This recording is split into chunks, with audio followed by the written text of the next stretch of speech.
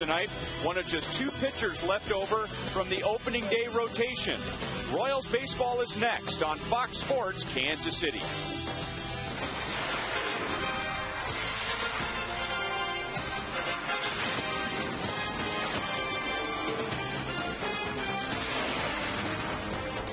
In the month of August, the Royals have won 5 games, all one-run games, and all saved by Joakim Soria. He brings that and his 26-save streak into Game 1 tonight between the Royals and the Cleveland Indians. Hi, everyone. Welcome back to Kauffman Stadium. I'm Ryan Lefevre with Royals Hall of Famer Paul Splittorff. And because of a scheduling quirk, the Royals are facing the Indians tonight for the first time in almost exactly 3 months. The Royals have changed quite a bit since then, and so have the Indians. Well, we were almost in the same boat in late May the last time these two ball clubs matched up. Now we are in the same boat if you look at the record and the way they're going about things. You see, they're about 11 and a half games back by the end of May. Really haven't done much as far as winning and losing along sets since then, but you look at the numbers that are new players on this roster, a lot of homework to do coming into this 3-game series. Like the Royals, the Indians have had their problems on offense, and why not? They've traded away Johnny Peralta. They've traded away Austin Kearns. They've traded away Russell Branyan. That was the middle of their lineup at the beginning of the year. Not to mention trading away their most experienced starting pitcher in Jake Westbrook and their closer to begin the year, Kerry Wood. Well, the Royals have done basically the same thing, except unload the pitchers. But you see what is left on the schedule. 44 games left, 34 of those within the division. That's the way you like it. That way you control your own destiny when you get to be a contender. The Royals do have a couple of contenders outside the division. A 22-year-old named Genmar Gomez is going to start for the Indians. He's off to a 3-0 start. Royals have never seen him before, but Gregor Blanco, who is also from Venezuela, has faced him in the minor leagues. He could be a key tonight. We'll talk about the Royals starter, Zach Greinke, when we come back.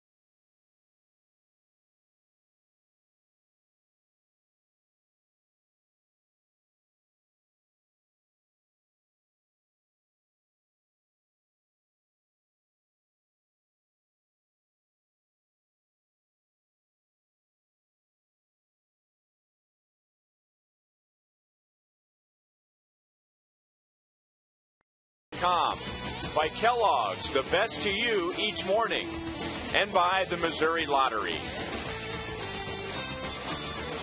Well, Zach Greinke will not win the Cy Young this year. So what kind of a year is he having? What can we compare 2010 to? Well, it looks like we could compare it to his rookie season. Well, that's kind of crazy because we know he is capable of a whole lot more than that. Just not having the kind of year that everybody had hoped he would have. But kind of funny how this lines up. But we all know he's capable of a whole lot more than what he's shown here so far in 2010. Let's see what kind of finish he puts on it. And it was very early into this season when we realized that it wasn't going to be the same as 2009. In fact, it took Zach until the middle of May to win his first game, and it was against the Indians. Well, he's pitched well against them since late 2008. In fact, it's kind of a team that he has dominated, including a 15 strikeout performance a year ago. So hopefully he comes out here tonight, does the same kind of performance that he did earlier this year. And with a little more on him, here's the key report. Well, let's break it down to thirds. The first 8, the middle 8, and the last 8. Early on this year, threw pretty well, but couldn't win. And all of a sudden, through the middle part of the year, did a little bit better. Again, wins hard to come by. All of a sudden, he's gotten a little better run support, starting to pick him up. But again, from here on out is what we'll base this year on.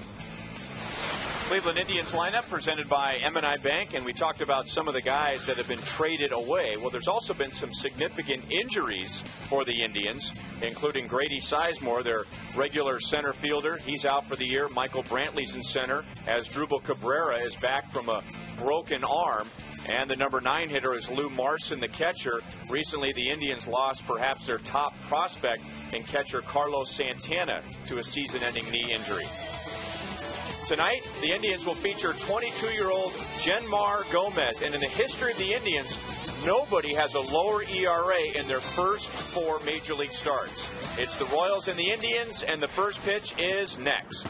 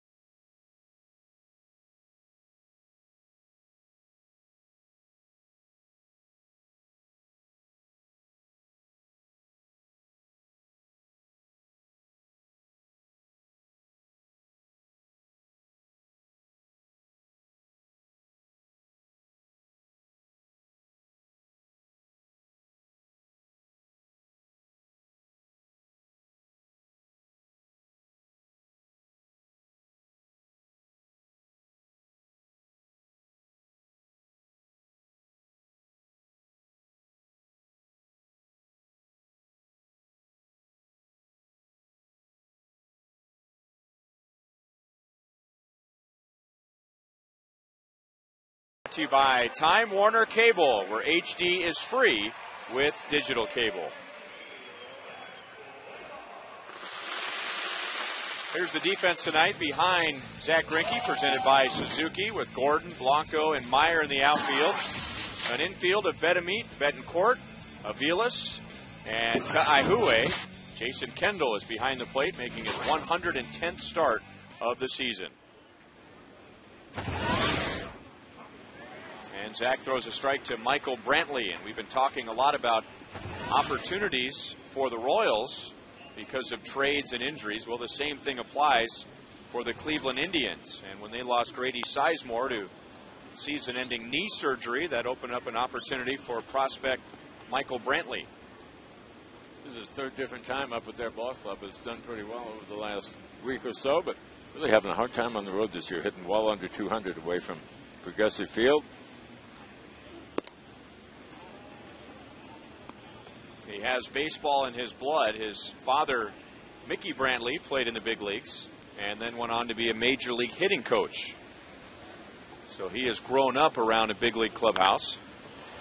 That ball's hit hard, just foul off the right field line. 1 ball, 2 strikes.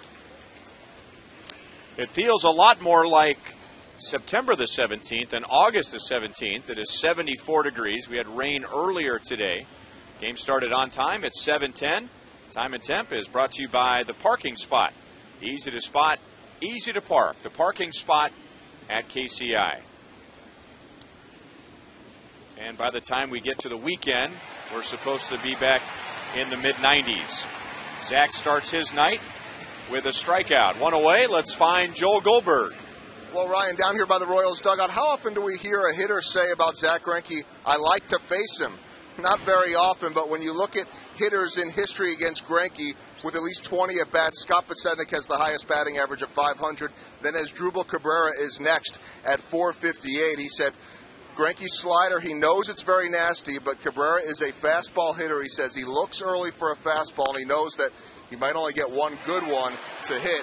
He hits that into a ground out, but keep an eye on Asdrubal Cabrera tonight, who says that he has a lot of confidence hitting against Zach Greinke. The numbers certainly back that up, guys. And that swing also backs it up. First ball fastball hitter, got that from Zach. We saw that a couple ball games earlier this year. Teams jumping on that first pitch because they were pretty well assured they were going to get the fastball. Cabrera's a good young hitter. Not having a great year, but a solid hitter. Nice backhand play by Mike Aviles for the second out, and now Shin-Soo Choo. I'll stay down. And Zach throws a fastball by him. Shin-Soo Choo, another Indian that has spent time on the disabled list this year. He had a right thumb injury in early July. So if you look at their roster, the Indians, and you evaluate the trades, the disabled list, it's very easy to see why they've had a bad time on offense this year. Their top 3 hitters have all been on the DL. You mentioned Grady Sizemore. He's out for the year. Cabrera. All of a sudden, you lose the top 30 of your lineup. You're going to have a hard time.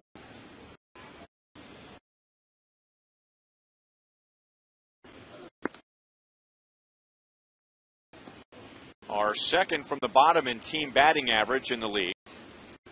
They are 11th in runs scored. They are 11th in home runs. 3 balls and 2 strikes. Zach's win. Back on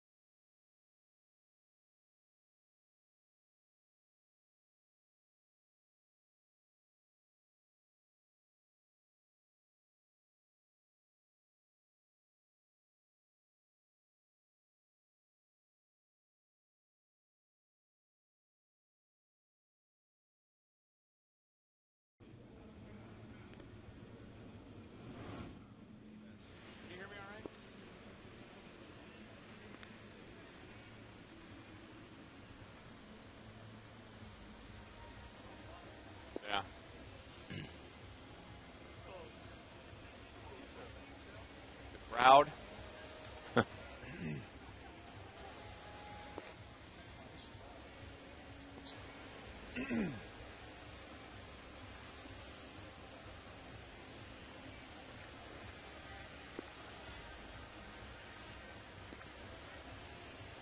Zach Greinke retires the side, 1-2-3, and now the Royals coming up against right-hander Genmar Gomez with this lineup. Blanco in center, Kendall behind the plate. Billy Butler will be the DH tonight, so Keila Kaihue will be at first base. Wilson Betemit at third. Alex Gordon in left. Mike Aviles at second base. Mitch Meyer is in right. And Yuniesky Betancourt at shortstop. This is the youngest member of the Cleveland Indians, right-hander Genmar Gomez, and here's the Kia report. He has the hot hand on their pitching staff. He has been almost untouched.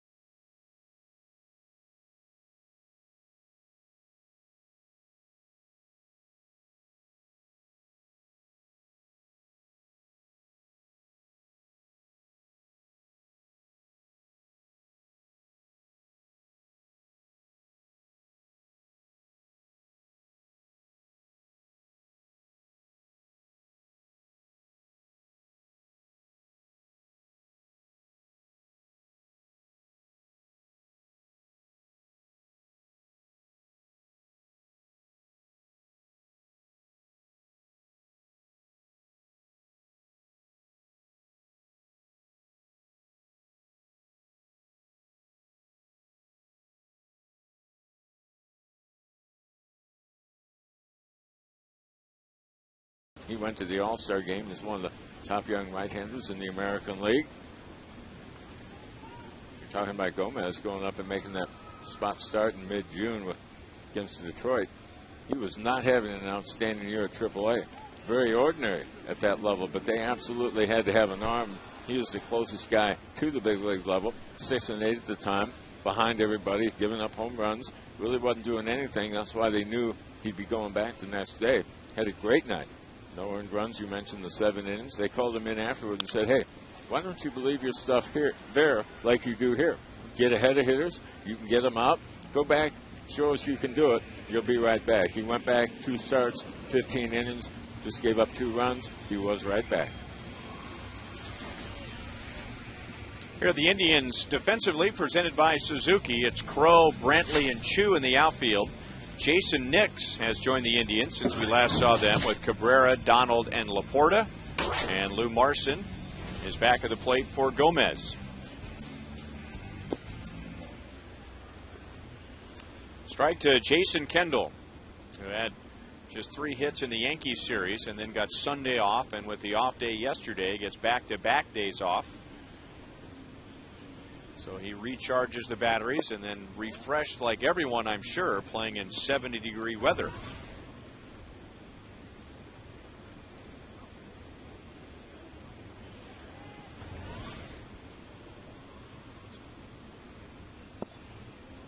Gomez is a product of the Indians system. No draft, of course, with Venezuela, so drafted as a free agent, or signed as a free agent in 2005. Last year at AA, he pitched a perfect game against Trenton. That's the AA affiliate of the Yankees. 2 balls and 2 strikes on Kendall. And as we told you at the top of the broadcast, a 1.54 ERA after his first 4 major league starts. That's the best through 4 starts in Cleveland Indians history. He was having a whole lot better a year ago than he was this year. the A level, double A level last year, as you mentioned. He went combined 12 and 6. He's the pitcher of the year in double A last year. He's not having that kind of year at triple A, but here he is here, doing fine. And now Billy Butler with 2 outs. A 4-hit series against the Yankees, including a home run and 2 runs driven in.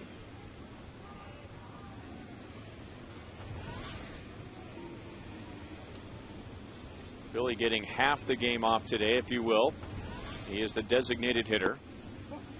And he's made it very clear that he would rather play the field, but knows that there will be days, no matter what happens, where he will DH, and still trying to find out a routine on those days. What to do with all that time in between at-bats. And one thing he tries to avoid is head to the video room and dissect every little movement of each plate appearance. As some players in between at-bats will run up to the video room. They want to check all the pitches. They want to check their mechanics. And Billy tries to avoid that. He is a smart hitter. He retains about as well as anybody the Royals have had over the last couple of years. He doesn't have to go look at the video. He remembers how guys go after him. He remembers from at bat to bat what they feature.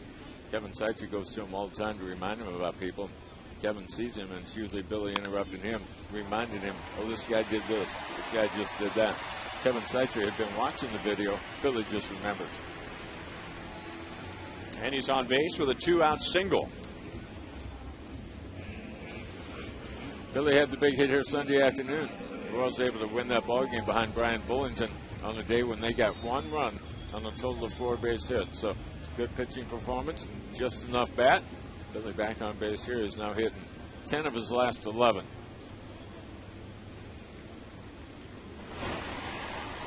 For Billy, that's 89 consecutive series now where he's had at least 1 hit.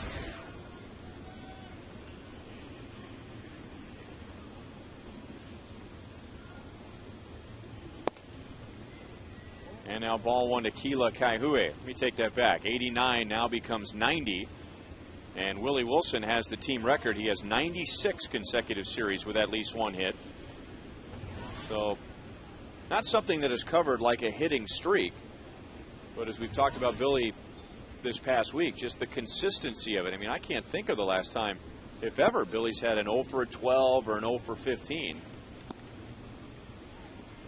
So his slumps are a minimum, and now 90 straight series with at least 1 hit. I've never counted how many series in a year.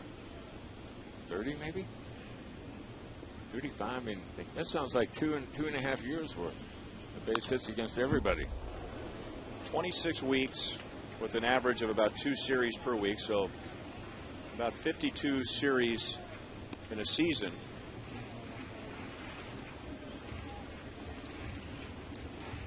The last time he did not have a hit in a series split was April of last year.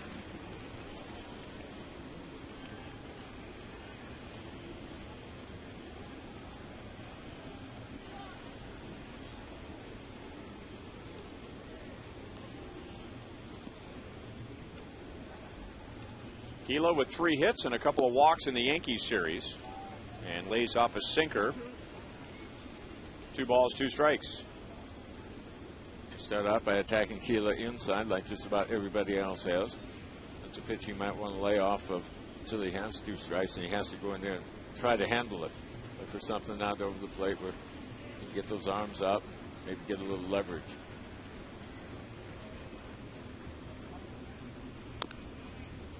Still 2-2.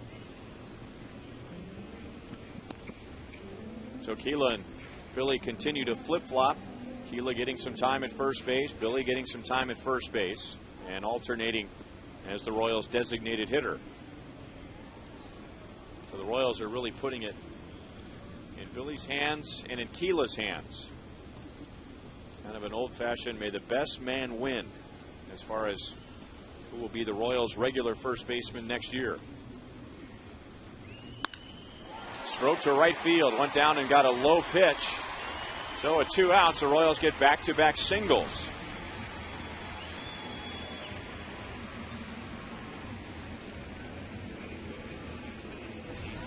Ryan, do what you want defensively, but if you're going to play that position, you need to do some of this.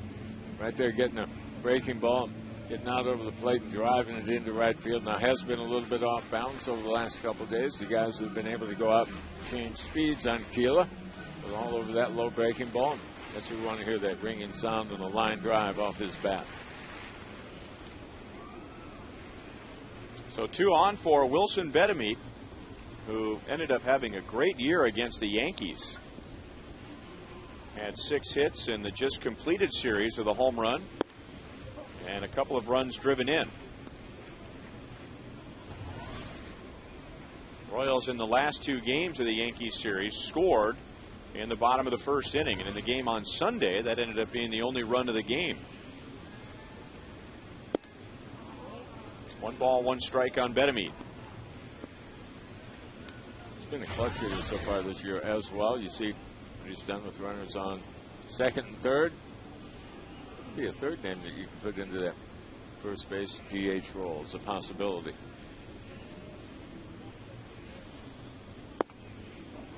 Got the call from home plate umpire Kerwin Danley.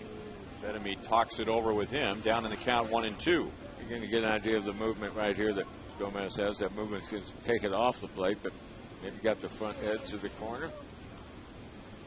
Don't want to see that ball now that you got 2 strikes on you. You're going to ring that one up. You want it early in the at-bat. Not that call. 2 balls, 2 strikes. Once you get 1 call, now you want to move off a little bit further. That's pretty good command right there. Gave it a shot, didn't work. Now you can go back to work, get something in the zone. Got a high changeup and pulls it to Donald. And the Royals strand 2 in the bottom of the first inning.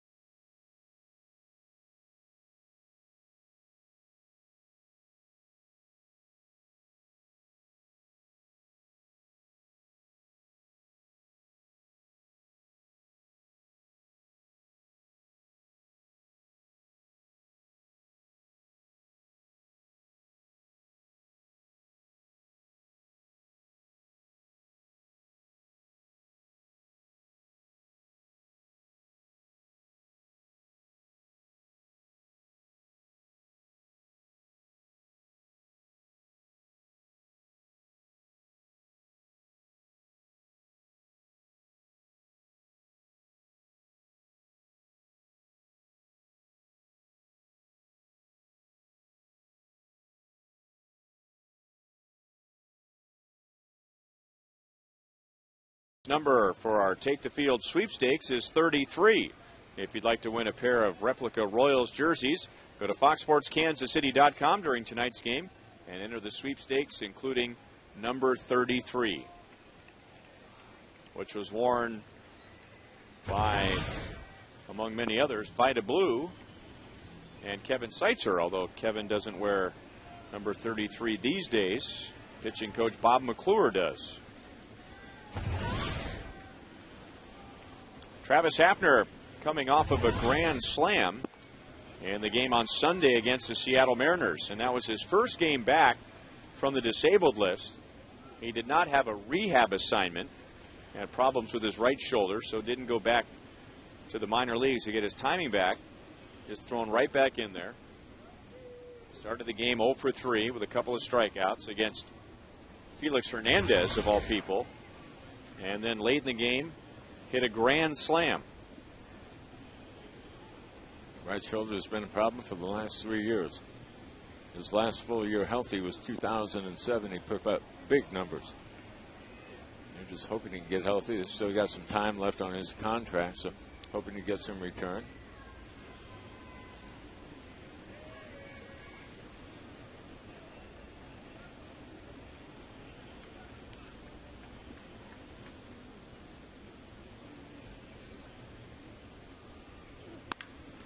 And that's hit hard into right center field and will roll all the way to the wall. So Hafner, already a .314 hitter against Zach Greinke, opens the second inning with a double. Well, we know he's a good fastball hitter, out over the plate, better down than up, so that's the area you want to stay out of, but unfortunately that's the area that Zach was in. 4-seam fastball, so it didn't have a whole lot of movement on it. Hafner turns it around. Didn't look like he was bothered by a bad shoulder there. He's got a leadoff double. First hit of the night for the Tribe.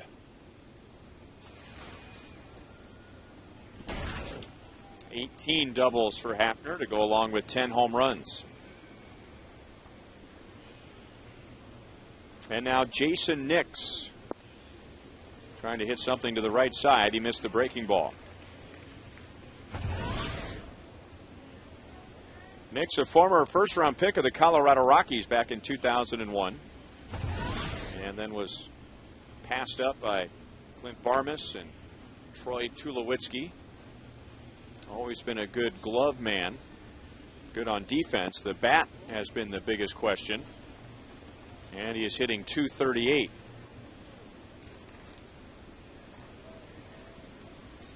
White Sox put him on waivers in late June. Had the deep infield. Omar Vizquel performing very well.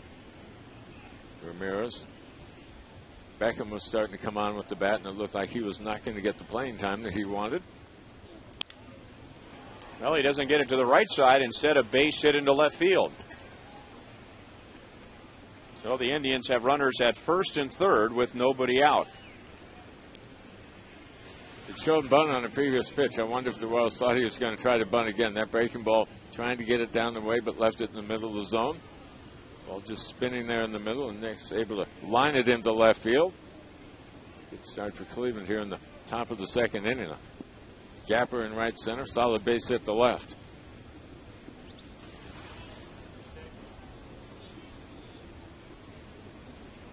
And that brings up Trevor Crowe, a former Indians first-round pick. Takes low for ball one.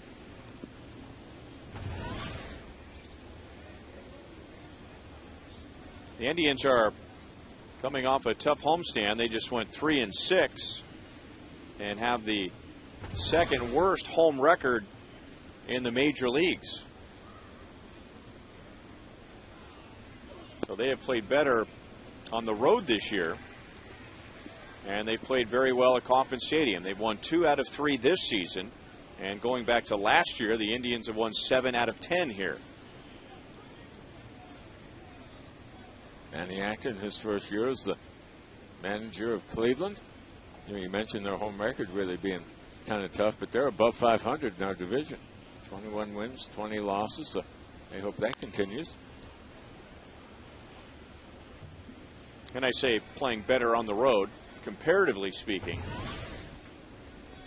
Their overall record is better at home than away from Cleveland, but they really haven't had much of an advantage at Progressive Field, and it's still so strange to go there and see that ballpark only about a third full after all those years of all the seats being sold before spring training even began.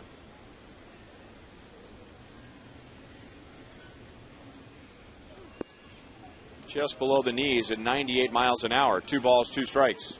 Right, their attendance dipped to 1.7 million a year ago. It's going to be well below that this year. They're right down near the bottom in the American League in home attendance.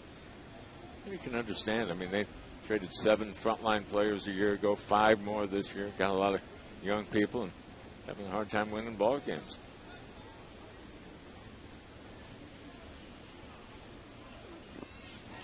Got him with a high slider in the dirt. So Zach strikes out his second, 1 away in the second inning. Here's tonight's You Call It, presented by Sprint. And if we can agree that Brian Bullington had the best start for the Royals so far this year on Sunday, who has had the second best start? Well, Coach Haver, second game of the year, didn't get a decision in that one, but gave up just 5 hits, no runs on a cold night, 7 2/3 innings. Kyle Davies took a no-hitter into the 6th in April against Seattle. Bruce Chen took a perfect game into the 7th against the Angels. And then Zach Greinke a few starts ago at Seattle in a game where he actually tweaked his shoulder, which set him back right before the All-Star break. Gave up just 2 hits in 7 innings. Remember the Luke Ball game the first week of the season against Detroit? Cold night here, Kauffman Stadium. In the first inning, he busted Miguel Cabrera's bat in about a half a dozen pieces. I mean, it just blew up in his hands. You figured Luke, he's going to be in good shape the rest of the night. That was a tough night to hit.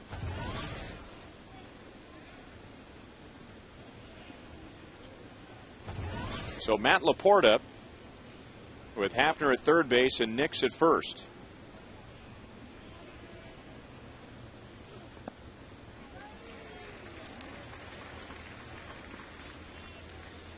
Good breaking ball there. Not only down, but to the outer half of the plate can be tough to stay with that one. Quick and late breaking. A lot of people think the bigger the break is, the tougher it is to handle. That's not necessarily the case. The hitters can follow the big break if it's not sharp. Anything you can get sharp and breaking late, tougher to follow from the batter's perspective.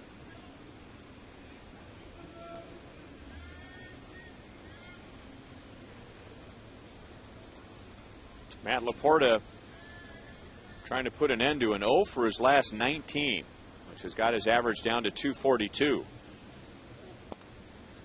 Zach misses inside, 2 balls, 1 strike. He also leads them in grounded in double plays. He's hit into a dozen of them this year, and Zach would love to have a ground ball right here. Laporta playing at first base these days, and Russell Branyan was there the last time the Royals and the Indians hooked up, and Branyan had a huge series here in Kansas City. Well, there's the ground ball. The Royals get an out at second base, but that's it. So Hafner comes down the line. Laporta picks up an RBI, and the Indians take a 1-0 lead. Almost impossible to turn a double play on this one. Ball not very sharply hit. And Mike charging, getting a little farther from the bank. That's a little bit far away to be going with the backhand flip. Sometimes you're better off just making a pivot there and kind of firing from the hip so you stay out of that baseline. But give Betancourt something he can handle. But a left-handed hitter going down the line, no opportunity to double him up.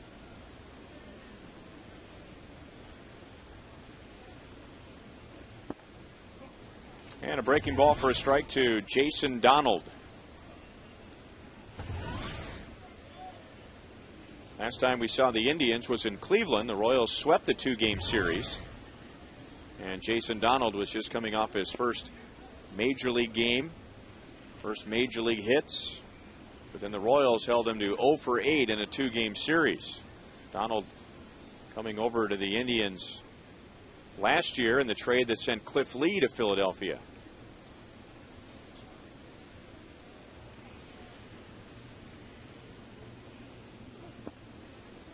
Two balls and 1 strike. Mike Grudzielanek was getting time at second base with Cleveland that first time around in mid-May. They let him go later on that month. That he and Jamie Wright were the first two veterans that they let go, put them on waivers. Right there at that time, you knew they were going to try to go young. Jamie was working out of the bullpen. Grudzielanek had been playing at second base quite a bit. Shattered bat. And Betemit right near the bag, throws low, and Keela stretches and digs to end the inning. Indians take a 1-0 lead in the second.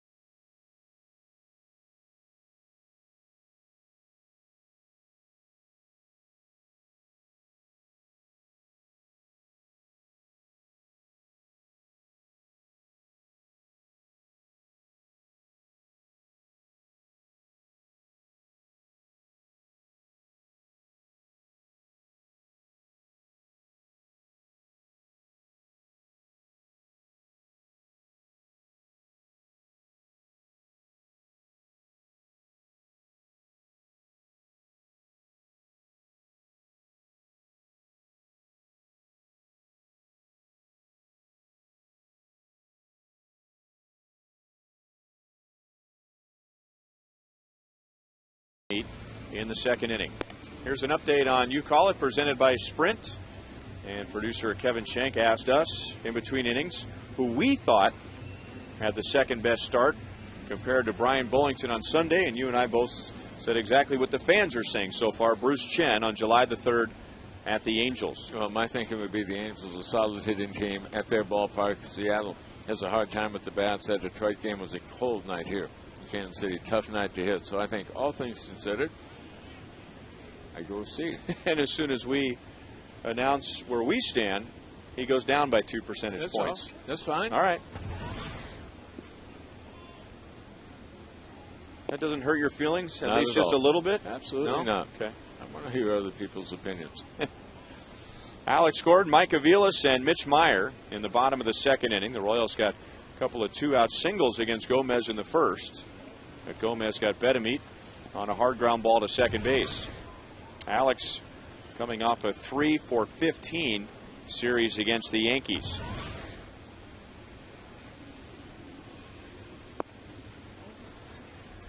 I'll tell you, when Gomez has missed, and we're only talking about his second inning of work tonight, everything is missed either right off the corner or just down in the strike zone.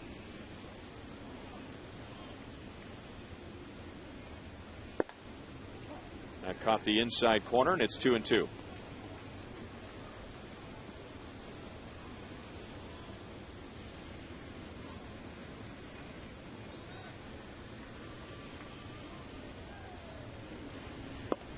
Ryan, you talk about when he misses, he's just off the corner, just down low. If you want to get an idea of the guy's command and how he's doing, watch the catcher. Marson behind the plate. Now, he won't do anything here because it's 3 balls, 2 strikes. He'll sit in the middle, but just follow him around. How close does he come to the target all the time? You want to go in or half? Got to have a strike. That's right where the ball went. So, as you mentioned, pretty good command here early on. Another ground ball to second, so all 4 outs for Gomez so far have been on the ground.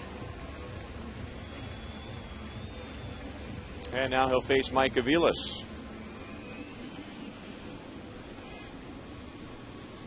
We don't get a chance to see Fausto Carmona every day, but very similar to Fausto Carmona and his sinking fastball. And we've seen games from him when he pitches against the Royals when the sinker is going so well. That's about the only pitch he'll throw all night. Well, sinker ballers can sometimes get away with that. There was a time Jake Westbrook could be that kind of guy. Sinker, and really don't move it around. But they might be 2 guys you might want to move around the rotation, get somebody else in between and not go back to back. We'll see Carmona here tomorrow night. Carmona was their representative at the All-Star game here in 2010. Off speed, Aviles was reaching and pops it up to Donald. There are 2 down in the second.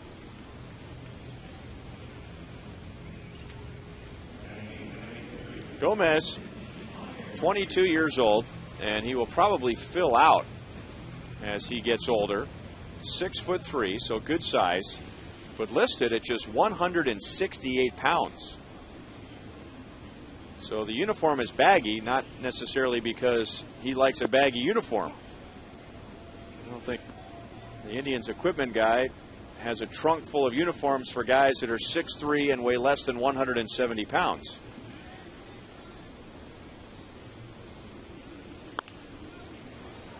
No balls, 2 strikes on Mitch Meyer. Mitch was 0 for 10 in the Yankee series, but he did get on 4 times by way of a walk. And going back to the Angels series at the end of the last road trip, Mitch is now 0 for his last 11.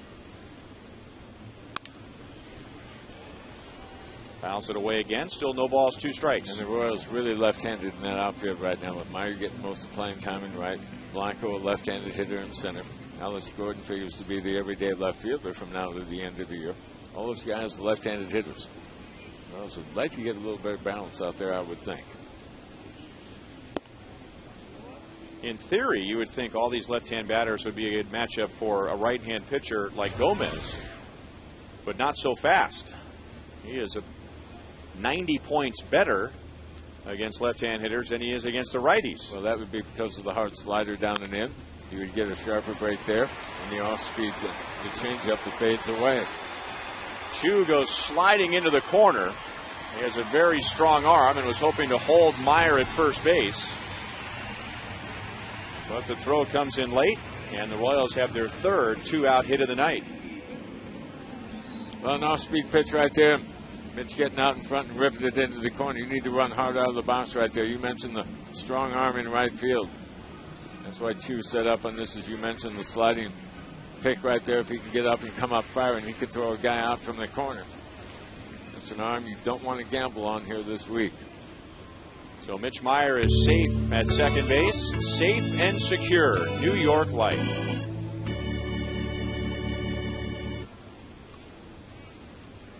Yuniesky Betancourt takes a strike over the inside. So in the first 2 innings with 2 outs and nobody on, Royals getting a base hit. They got 2 base hits in the first inning, but Betancourt grounded out. And now Betancourt, 5 hits against the Yankees. He drove in 2.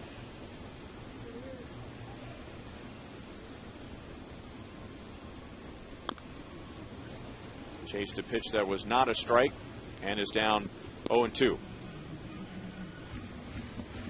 Betancourt really been swinging the bat well lately. You go back over his last 9 games, and he's batting over 400, well over 400. It's been an impressive stretch for him. Got to think he's going to fit into the plan for 2011.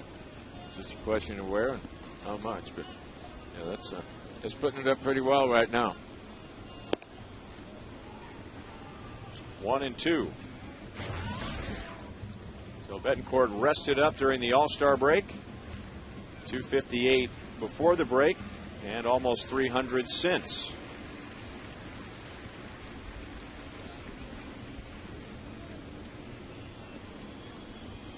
He has Meyer down at second base with 2 down.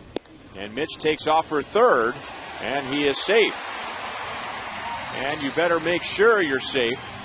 Trying to steal third with 2 outs.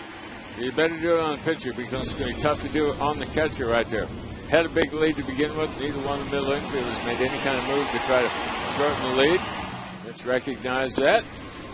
He's gone well before the ball left the pitcher's hand.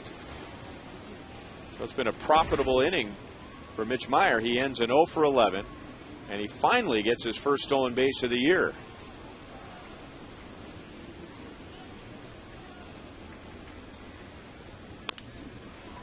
Chopped to short. Cabrera throws on the run. Betancourt is out, and the Royals leave a runner at third base.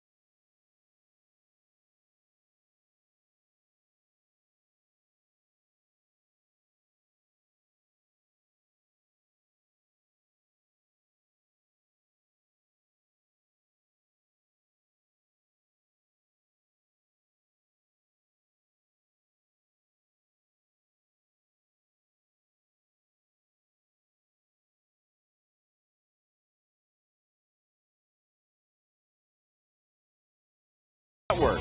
AT&T Rethink Possible. By Panera Bread. Explore a menu of hearty soups, salads, sandwiches, and breakfast items at Panera Bread. And by Chevrolet. Come see for yourself why 1,000 people a day are switching to Chevy. T-shirt Tuesday at Kauffman Stadium. And there you go. There's a future, what, right-hand batter? Would that be a right-hand batter or a left-hand batter? Got a really good top hand. Yeah. Hits down on the ball. Yes, he does. What night do they hand out the plug? Binky night? Well, I tell you what, having been through almost 6 months of it myself, God bless Mr. Binky. Are we sleeping well yet? Absolutely.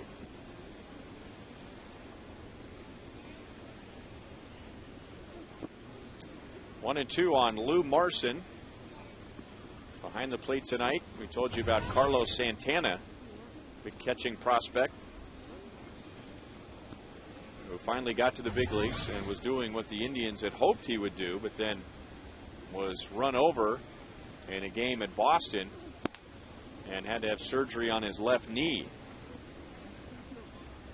Marson coming over to the Indians last year in that Cliff Lee deal that also brought Jason Donald to the Indians. When Santana was called up, it was Marson that was sent back to the minor leagues. So he was recalled when Santana got hurt. Not only doing the job behind the plate, but Santana was also batting third in their lineup.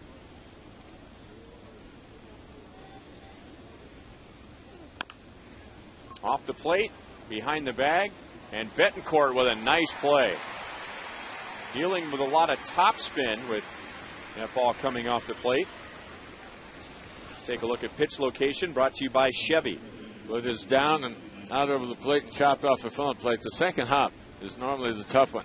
Ball usually stays down. That one even got quicker right there. Didn't have much of a hop to work with. You just make the play to your left and play the hop that you get. Hope you have enough arm to get it over first base. Well done by Betancourt.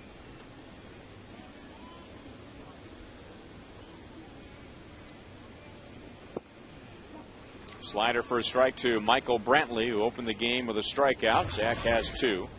The Indians scored in the second inning. Travis Hafner reached with a double.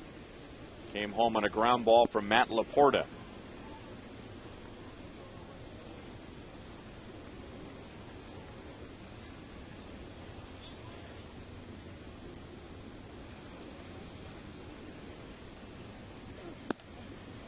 Two balls, one strike. Mentioned this is Brantley's third stint with the ball club. Andy Acta said last week that he's not only going to be in center field every day, he's going to be batting leadoff. We want to find out about him. Pulled to Aviles. He gets a nice big hop, two down. Do you think you are the ultimate Royals super fan? Well, tomorrow at 7:10, you have a chance to win that title when the Royals take on the Indians. There will be Royals trivia, a costume contest, and much more. And it's also Buck Night, so specials include hot dogs, small Pepsi drinks, peanuts, and Twinkies for just $1 each. You can get your tickets right now at Royals.com or 1-800-6-ROYALS.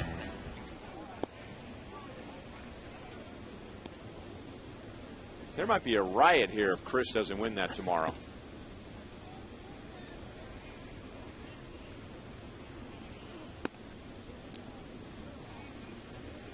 2-0 on Asdrubal Cabrera.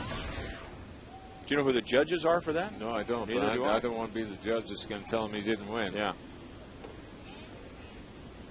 What's the criteria? Well, apparently it'll have something to do with what you wear. And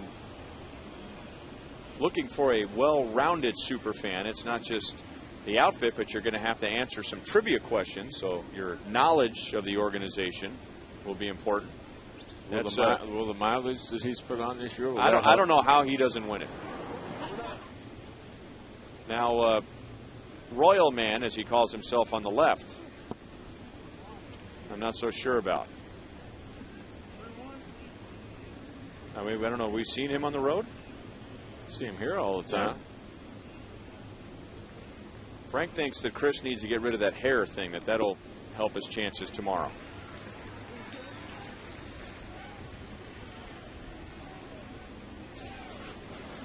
Zach doing a good job of changing speeds, pulling the string. He knows that Cabrera sits fastball on him. Can't get him out right now. And when he does, he needs some help on defense. Mike Aviles running to the middle to make a backhand play in the first inning. And now Zach walks his first. And we'll get Shin-Soo Choo. Choo was out on a pop-up to short in the first inning.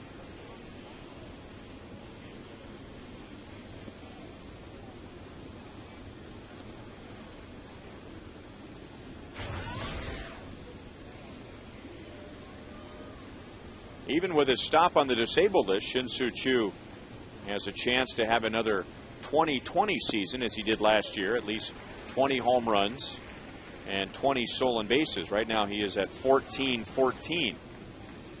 Zach coming back with a slow curveball right there. He has a slower one than that. And times into the mid-60s. That went in at 74 miles an hour.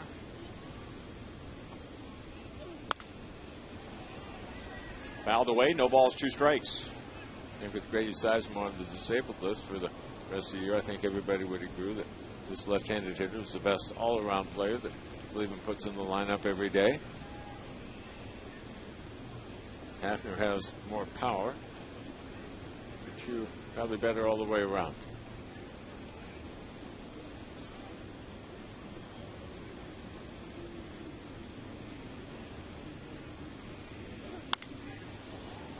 Left it out over the plate, but Choo lifts it to left center field. Gregor Blanco wants it.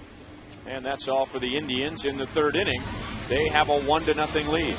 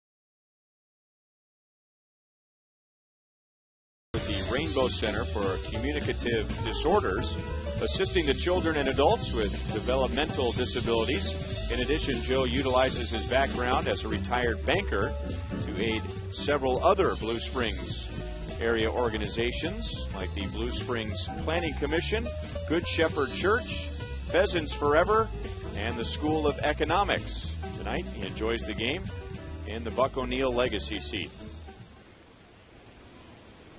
Second time through for the Royals against Genmar Gomez. Royals with 3 hits in the first 2 innings, all coming with 2 outs. Gregor Blanco slices it to left. That's a long run for Crow. He was shallow, and Crow runs it down. Well, Blanco is 0 for 2 after grounding out to shortstop in the first inning.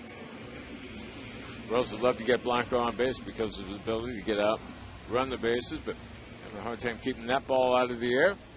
Oh, that's pretty solid in left field. He's a good all-around player, can play all three outfield positions.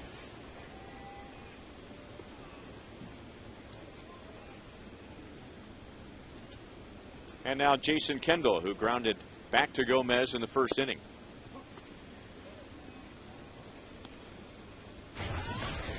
This is game number 119 for the Royals, and now Kendall has started 110 of those.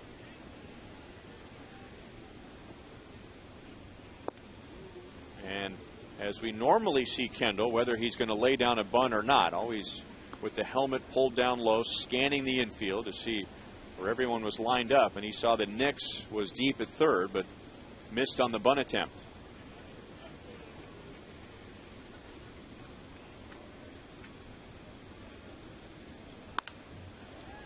Into left field again. Easier play for Crow. And there are two down in the bottom of the third.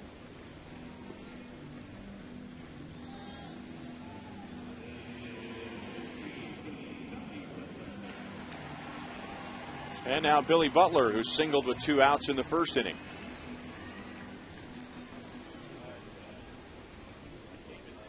So Billy now with the base hit in 90 straight series back to early April of 2009.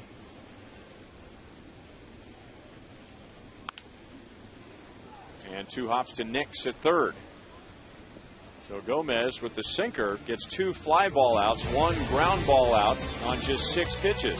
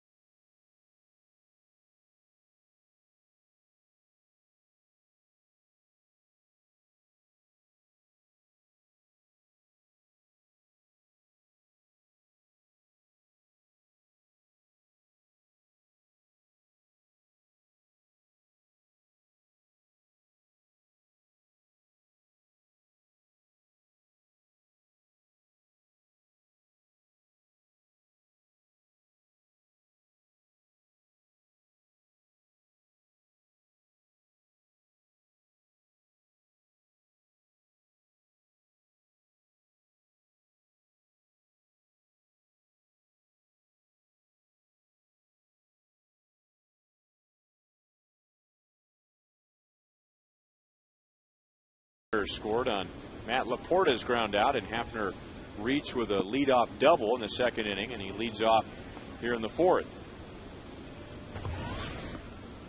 So he finished up the series with Seattle on Sunday with a grand slam and starts this series with a double. And almost to the exact same spot. This time Blanco was over towards right center field, so the Royals will hold Hafner to a single. Hafner looks like the same old Hafner back in 2005 to 2007. Off-speed pitch right there. He was able to stay with it. Thigh high, out over the plate. That is his power zone. Playing him slightly as a pull hitter this time, you're able to hold him to just 1 base.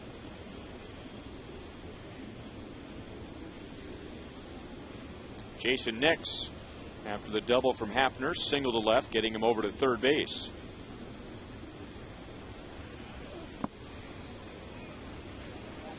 Oh and 1.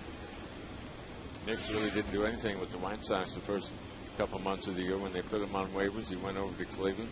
Didn't do a whole lot the first week, and then all of a sudden he got red hot. Had a half a dozen home runs over an 8-game stretch. That was in mid-July. Brought him a lot of playing time. Zach back with the same pitch. Knicks didn't go for it this time. 1-1.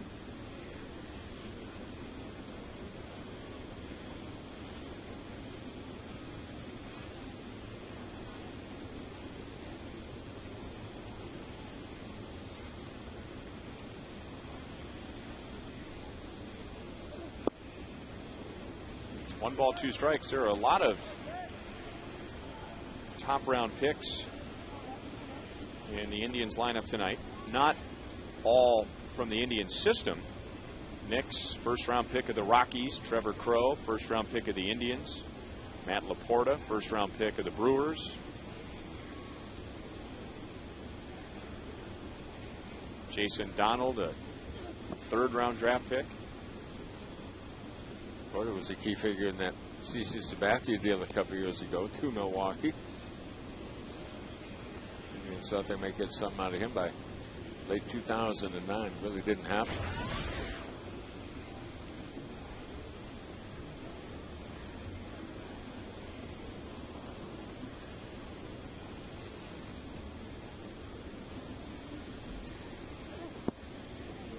Three balls, two strikes. Still waiting for Zach to get hot. Look at this season. Normally by now, a player would have put together a hot streak. Maybe his best performances were early on in the year. 5 of his first 6 times out, even though none of us thought he was as sharp as he was in 2009. He still gave up 2 earned runs or less. 5 of those first outings of his. That was really his best time of the year. And just paralyzed Knicks with that slider. And Zach has his third strikeout. Tonight's league leaders brought to you by your Kansas City area Toyota dealers. Best strikeout to walk ratios in the American League. Only Cliff Lee, Jared Weaver, and Scott Baker are in front of Zach. And Zach hooked up with Jared Weaver on Wednesday. And those two had very comparable lines, both allowing 1 run, 6 hits in 8 innings. Weaver had about double the strikeouts as Zach did. Both ended up with a no decision, with the Angels winning in the 10th inning on a home run from Bobby Abreu. Cliff Lee lost last night down in Tampa. Tampa Bay really playing well here recently. Is he about the best strike thrower you've seen over the last 3 years or so? Game in and game out. Meyer makes the play on the Trevor Crowe line drive. So Hafner still at first, and now 2 down. Tonight's Roadrunner Turbo Speed Pitch comparison. And Zach at 98 on the radar gun. Gomez at 94 so far. You can double your speed with Roadrunner Turbo from Time Warner Cable.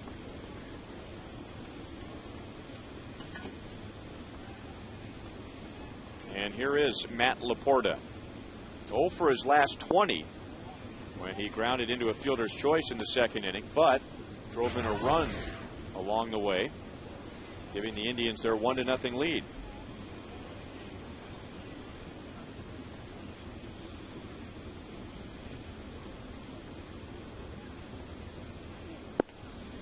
Didn't mean to do it. 1-1. You mentioned Russell Brandon was playing first base when the guys were in town in May. Laporta was the first baseman in camp until they traded for Russell Brandon and got him signed, and Laporta went to left field. So his whole year was really revolved around what Brandon was doing. Not Brandon with Seattle.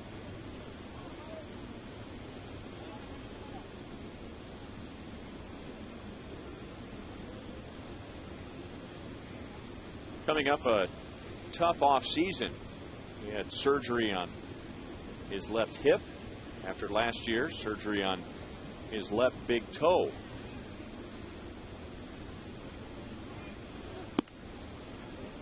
Zach reaching back for a little extra there, falls behind 3 balls, 1 strike, running it up there at 97.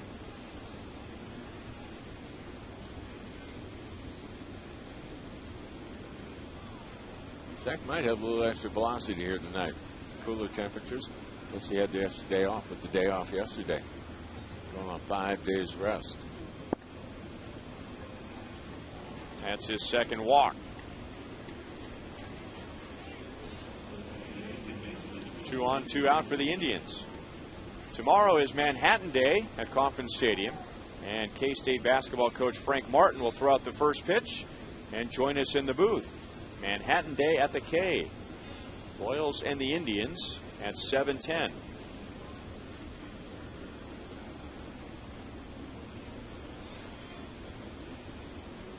And now Jason Donald with runners at first and second, and he takes a fastball across the knees. If you're going to trade guys like CC Sabathia and Cliff Lee, it certainly is going to sting the organization. It's going to sting the fan base, but you just have to make sure you get players in return. And 4 of the 9 players in the lineup tonight came to the Indians in those trades. 0-2 on Jason Donald. Michael Brantley and Matt Laporta coming over from the Brewers for Sabathia. And Jason Donald and Lou Marson coming over from the Phillies for Cliff Lee. So the Indians get quite a bit younger, but you have to hope that those guys not only get to the big leagues, but get there in a hurry. Manny Acta, even though he got let go in Washington after 2.5 years, did establish a reputation of a guy who does really well with a young ball club. They were trying to build that in Washington with young people. He actually turned down the Houston job before he accepted the one in Cleveland.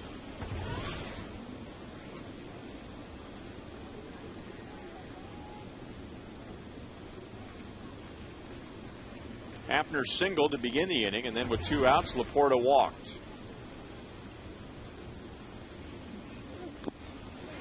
Kendall hangs on. Zach strikes out his 4th. So the Tribe strands 2 in the 4th.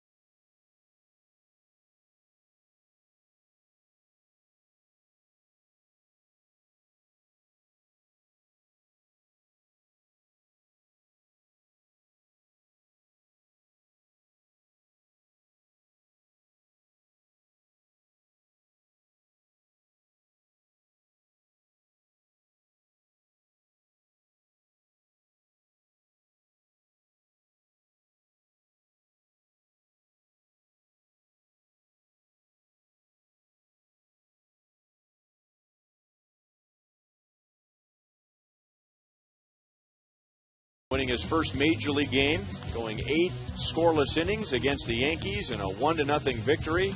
So drafted in 2002, he gets his first big league win in August of 2010. So if that's the Royals' best pitching performance so far this year, what is the second best start of 2010? 54% saying Bruce Chen, who took a perfect game into the 7th inning at the Angels back on July the 3rd. You can vote by texting 432-432, enter keyword Royals, followed by a space, A for Luke Hochaver, B for Kyle Davies, C for Bruce Chen, or D for Zach Greinke. That was a start at Seattle. A strike to CLE AT KCA as he begins the bottom of the fourth inning, and we go back to Joel Goldberg. Well, Ryan, certainly Sunday was one of the more fun days of the year for the Royals and here at Kauffman Stadium, and it seems like Brian Bullington keeps uttering the phrase, long time coming. He is still being asked about his performance on Sunday and was being talked to by the media still today over and over again. He said he's heard from about 80 to 100 people via text message or phone calls, good friends that he's kept in touch with and family over the years. But he said maybe one of the coolest things was his wife and kids being here. He said his wife, she's always up there in the stands pulling for him to put up those zeros on the board. Now he walks home with the scorecard there from the game, and he said that one day he'll tell his kids, his now 4-year-old daughter Isabella and twin boys Jack and Matthew, who are 9 months old, that he won his first game against the Yankees. Said he'd love to get a DVD copy of that game, and I informed him that that shouldn't be a problem, and I've been told that's already in the works. Guys, you know how quickly people get excited about this stuff. I was walking out of the park on Sunday, and a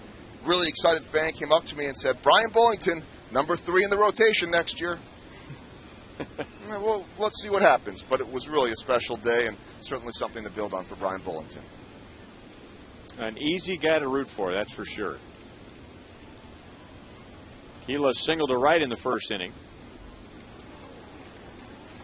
Now, the Yankees had never seen Brian Bullington, and that was brought up in their clubhouse by members of the media after the game. And Derek Jeter said had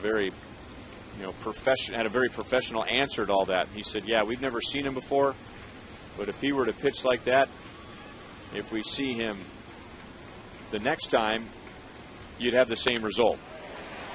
CLE swats it up the right field side, and that's down into the corner. And beats the throw from Shin-Soo Choo. So CLE AT KCA is 2 for 2 with a leadoff double in the fourth inning. CLE's not necessarily thought of as a dead pull hitter, but that's what he's doing here tonight. The base hit back in the first inning was to right field. Now another ball down in the zone. He's able to turn on it. He hit it even harder, get it up into the right field corner. He's got his first double of the year. More importantly for the Royals, it's a leadoff double. Let's see if you can move him around now. And his first major league double, his first extra base hit with the Royals this year. Ball one to Wilson Betemit. He got on top of a high changeup in the first inning and grounded hard to second baseman Jason Donald. And now Lou Marson a little concerned with Gomez. He goes out to the mound for a quick chat. Remember the last time the Royals had a man on second base, it was Mitch Meyer, and he stole third base. So I think Marson right here, hey, let's not only worry about the hitter, but let's keep an eye on the man at second base. Not a good time to run right now with the left-handed hitter in, but keep an eye on him anyhow.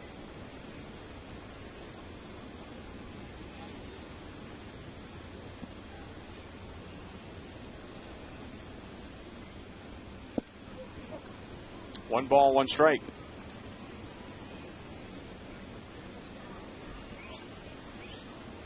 CLE, when he was first called up and was then into the lineup every day, was batting cleanup, and that wasn't working for him or the Royals, so they moved him to number 5 for a few games. Betemit was batting fourth, and now those two have reversed. And with a brand new series, CLE bats cleanup, and Betemit goes to number 5.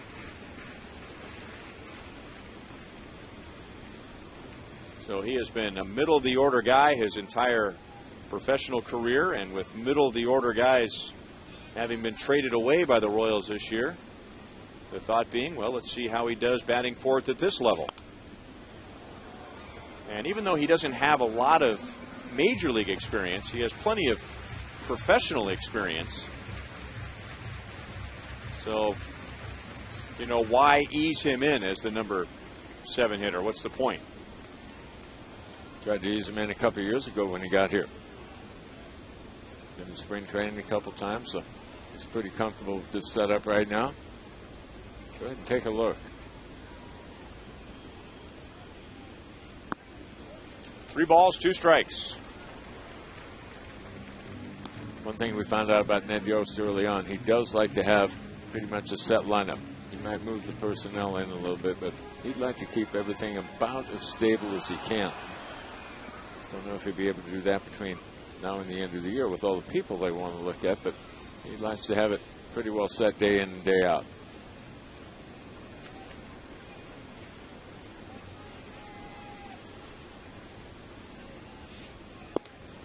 Bedemeat strikes out. He doesn't think so, and he wasn't happy with a strike that was called by Kerwin Danley in his first at-bat. Well, first strikeout of the night for Gomez comes at a great time for him. That ball is awful close, way too close to take if you got 2 strikes against you. But Bedemeat hoping that was down and in. It's first out of the inning.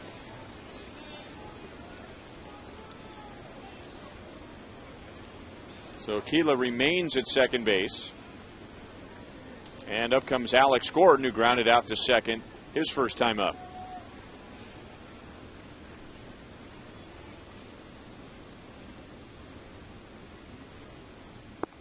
That's the first non-contact plate appearance against Gomez. He does not have a walk and now has the 1 strikeout.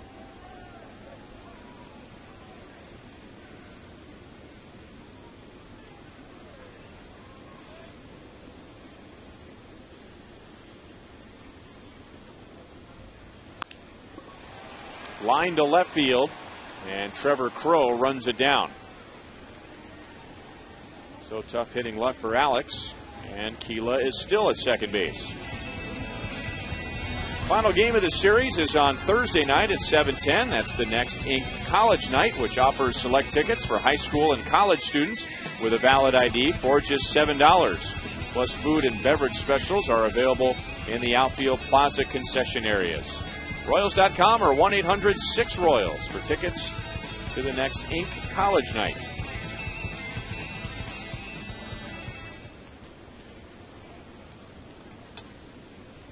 Mike Aviles with Keela at second base, 2 down. Aviles popped out to second base his first time up.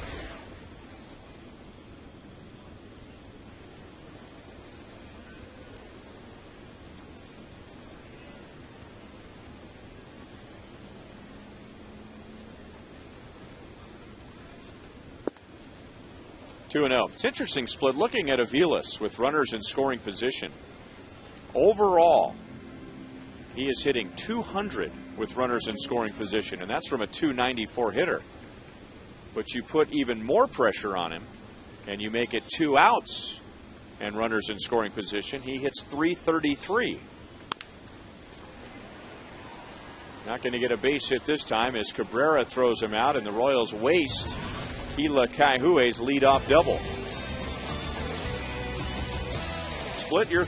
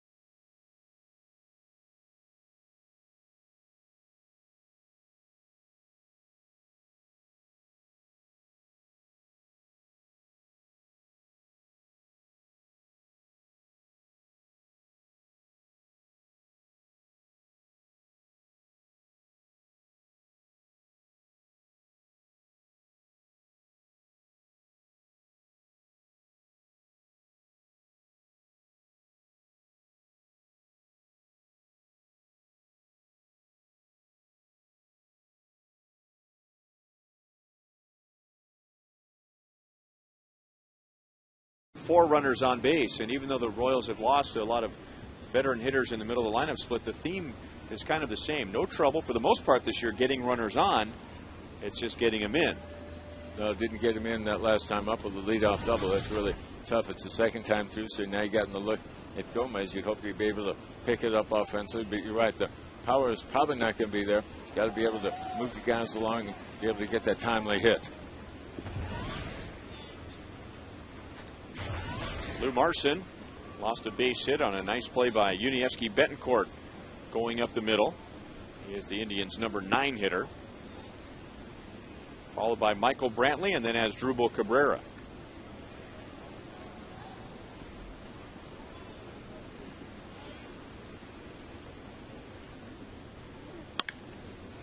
To the right side, Mike Avila's to the hole and throws him out. Let's go back to Joe Goldberg. Well, guys, want to remind you, as always, for every home Friday game, we've got real Royals trivia coming up. So come on out early before the Royals and White Sox on Friday and get to Rivals to register. Had a good time last week. We've got prizes. We've got Kevin Shanks staring at the camera. Good questions as well. We will have a good time. And, all right, I always like to throw a question at you guys. How about this one? What former Royal, during his stint with the Royals, had the most career strikeouts versus the Cleveland Indians? Was it Brett Saberhagen, Zach Greinke, Mark Gubicza, or Kevin Appier? Who of those guys had the most strikeouts as a Royal versus the Indians? That's pretty easy. Huh? Is it? Yeah. Who you got? Well, I think it goes right along with our... You talking about career or single game? Career. Oh, okay. Single game's too easy. Oh, we don't do that on Real Royals Trivia. Okay. I was going to say single game. That's very easy because that was Zach last year with 15 strikeouts against the Indians. I'll take Appier. Okay. What do you think, Ryan? I'll go with Zach. How about that? See, Split was right away, so I didn't want to say anything. Usually I just say no, but it was Appier. So what's the theme this week? White Sox trivia? Dick Allen trivia? Fine. Whoa. Thank you for that. Wow. Remember, you got to strike early with Split because he's going to come back and get you at some point. So what about a theme? Have we got a theme? I mean, I may want to book up on this. Split's going to be delving into his internet research tonight. I don't know. What theme do you want, Split? There'll be some White Sox theme to it. Okay. Harold Baines, that's the answer. Split was the answer to 2 questions last week. Most wins by a Royal in history against the Yankees and most losses by a Royal in history against the Yankees. And he had to drop a Richard Allen on you. Wow.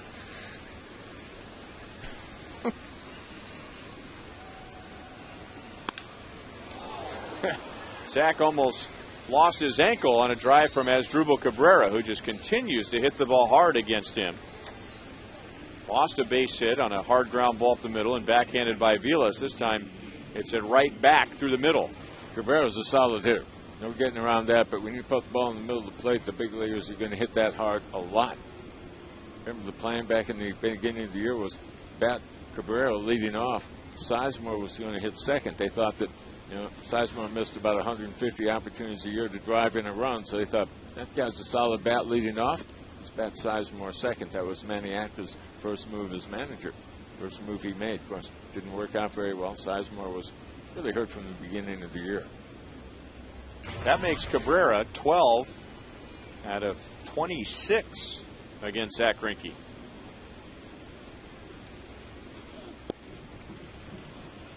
Outside to Shin-Soo Choo.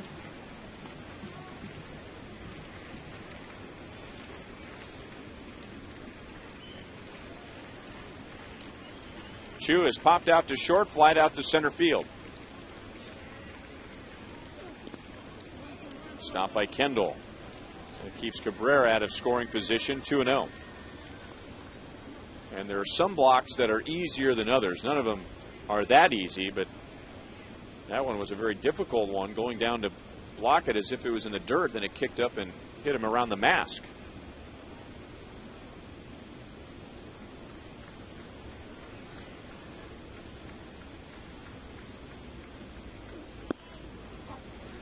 Goes with a breaking ball with the count 2-0.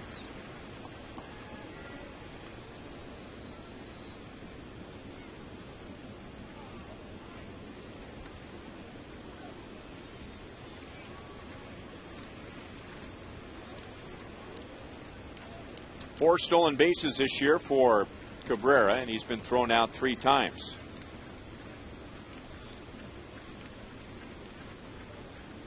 Of course, if they steal second, you go ahead and intentionally walk Q if you decide to go that way. You got another left-handed hitter waiting on deck.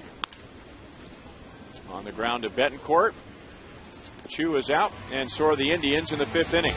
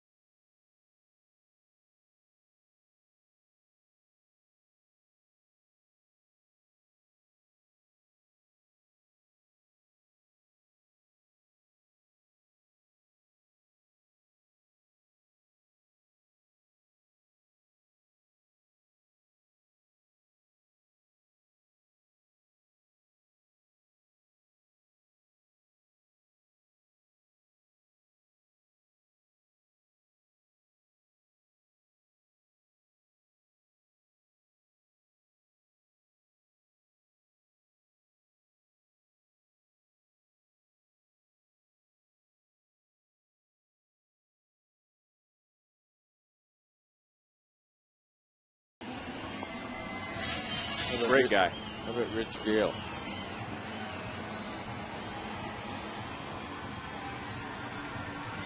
Give us an era.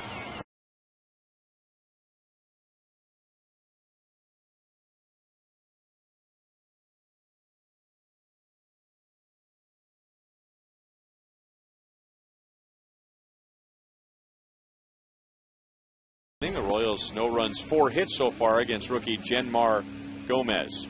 All right, tonight's AT&T trivia question: who holds the Royals rookie record by a starter for the most winning decisions before a loss?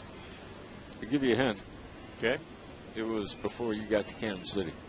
Okay, so somewhere between 1969 and 1998. Go closer to the early days. Okay. Gomez with 3 wins in his first 4 starts, and the lowest ERA over his first 4 starts in Indians history, and that has gone down after 4 scoreless innings. He was at 1.54. Mitch Meyer doubled with 2 outs in the 2nd inning, stole 3rd, but was stranded. The Royals had left 4 in the first 4 innings. Last inning was really the first time in the ballgame the Royals have put any heat on Gomez, getting their leadoff man on base. All their base runners before had been with 2 out. You always feel like you can get out of the jam at that point, even if they're on, say, second base. 1-2.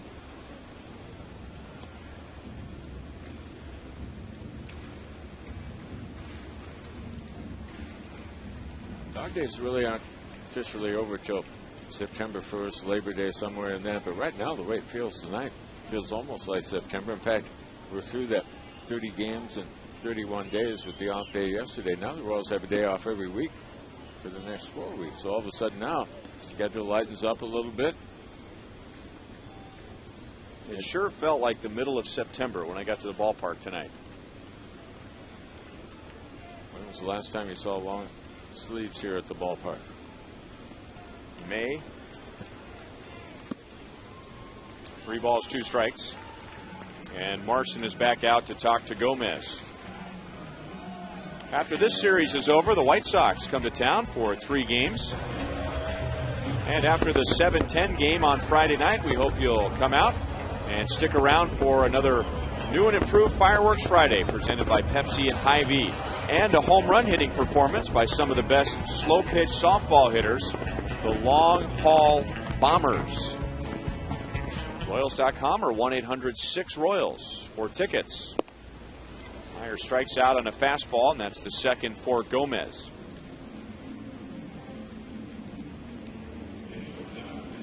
going against Gomez is not just about the velocity, it's about the movement that he has on everything. Right here, the two-seam fastball.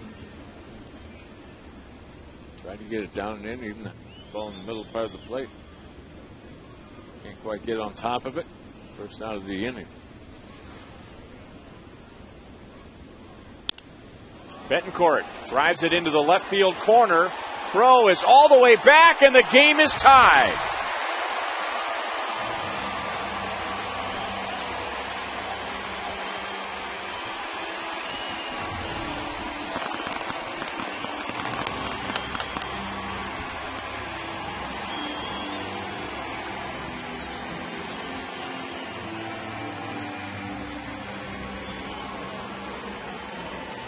So I talk about the movement on the ball when it's up in the zone.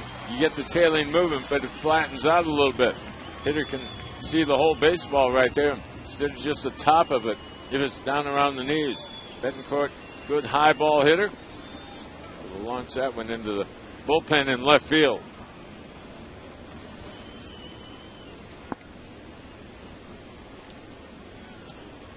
So he adds to his career high with his 11th of the year. And ties Billy Butler for the team lead with 11 home runs. 2 balls and no strikes to Gregor Blanco. Well, it's obviously not a home run hitting team, but did have a couple over the weekend against New York.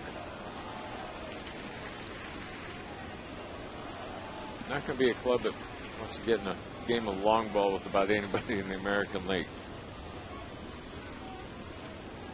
Happy, solid, fundamentally, get men on base and find a way to move them around. But that home run is nice to see once in a while. Betancourt having a heck of a home run year. Telling David DeJesus all about it.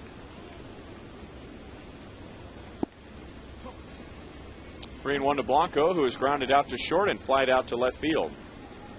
And Blanco, or Betancourt, just like DeJesus, seeing his game elevate after the birth of his first child.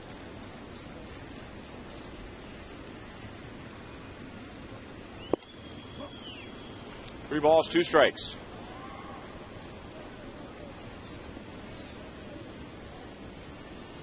It's only the second home run allowed by Genmar Gomez. This is his 5th major league start. And he is coming up on 28 innings. So 28 innings, 2 home runs. Up the middle, past the diving Donald, and into center. Blanco is 1 for 3.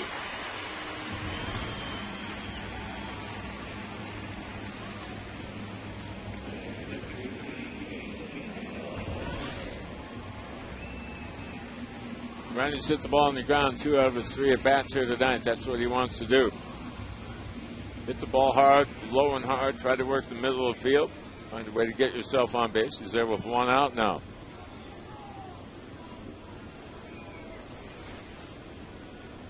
And he is a threat to run. And sinker ball pitchers, always good guys to run against. Everything is breaking down, making it very difficult on the catcher. And Blanco with a good lead over at first base.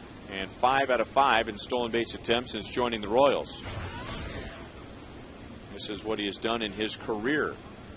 And Ned Yost has said, in his opinion, unless you're right around 75%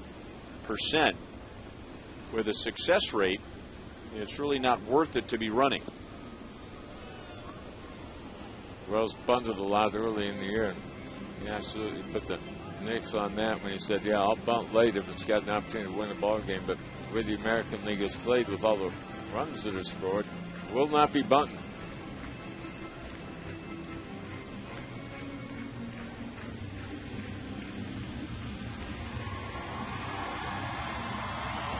Kendall is grounded back to the mound and flied out to left field.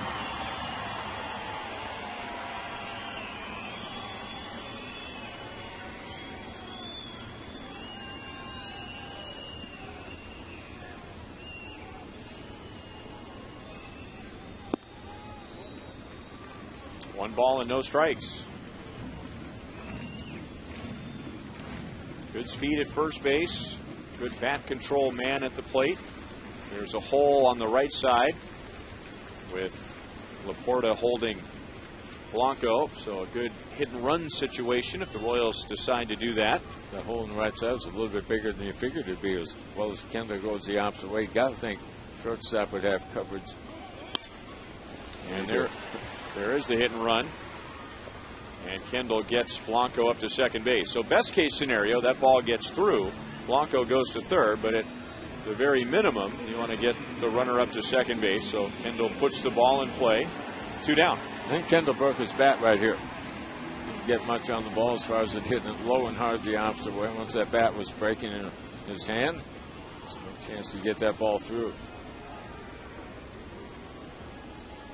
So they go ahead run at second base, and now Billy Butler.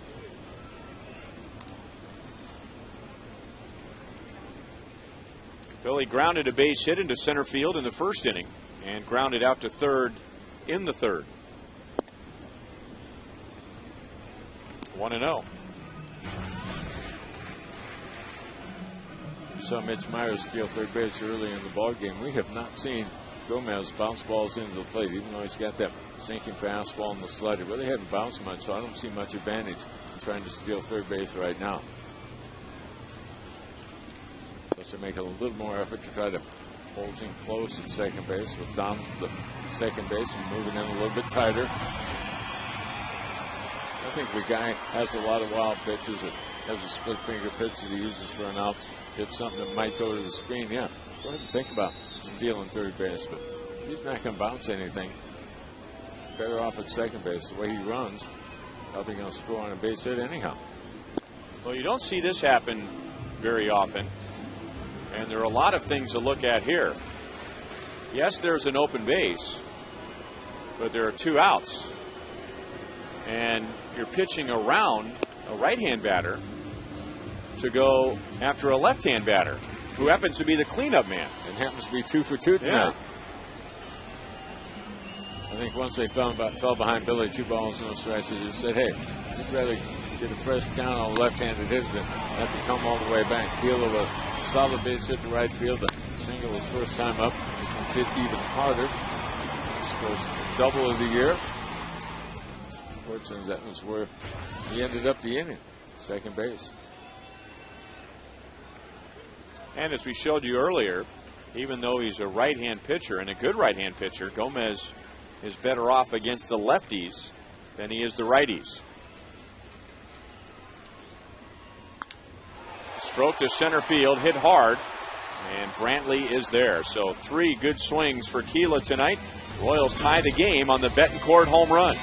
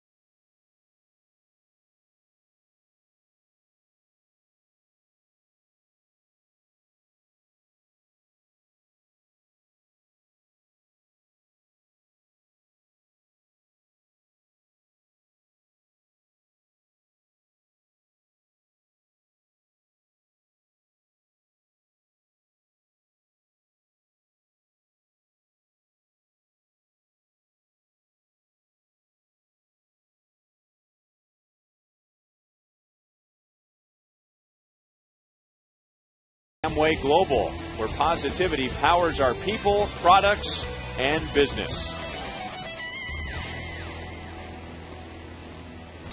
Indians scored in the second inning. Unievsky Betancourt homered in the fifth, so another close game for the Royals. What else is new? Betancourt with his 11th of the year, tying for the team lead. And here is leadoff man, Travis Hafner. So Maniacta just as soon have led him off tonight because that's what he's doing for the third time. Doubled and scored leading off the second, singled leading off the fourth, and now ahead in the count, 2 balls and no strikes in the sixth. How about the swings the number 4 hitters have gotten here tonight? Hafner for Cleveland, Kahui for the Royals. Combined, they're 4 out of 5. And Zach being careful with Hafner and misses 3-0. Jason Nix after him, and then Trevor Crow. Zach got the side in order in the first inning. The Indians have had runners every inning since. A couple of hits and a run scored in the second, a walk in the third, a walk and a single in the fourth, and a base hit in the fifth.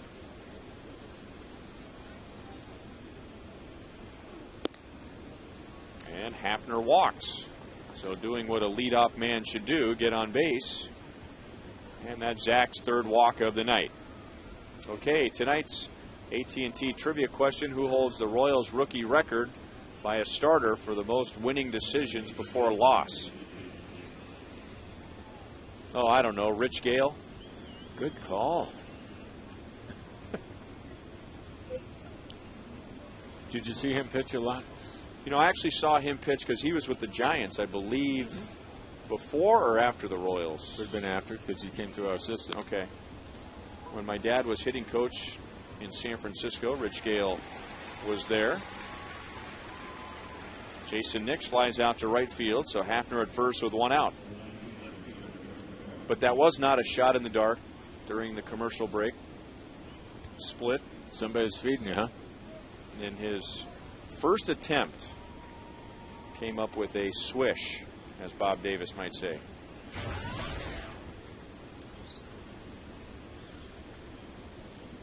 Trevor Crow is struck out, lined out to right field.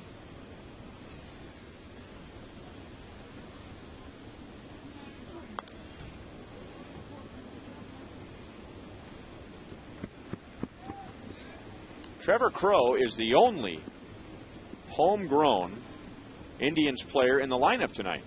And this is a team that has a lot of young players. They are a roster filled with rookies. But most of their young players have come by way of a trade. So you got Michael Brantley. He is from the Brewers in the Sabathia trade. As Drupal Cabrera comes from the Mariners, they got him for Eduardo Perez. Shin-Soo Choo is from the Mariners. They got him for Ben Broussard. 1 ball, 2 strikes on Crow. Hafner came from Texas, I believe. For Einar Diaz and Ryan Drees.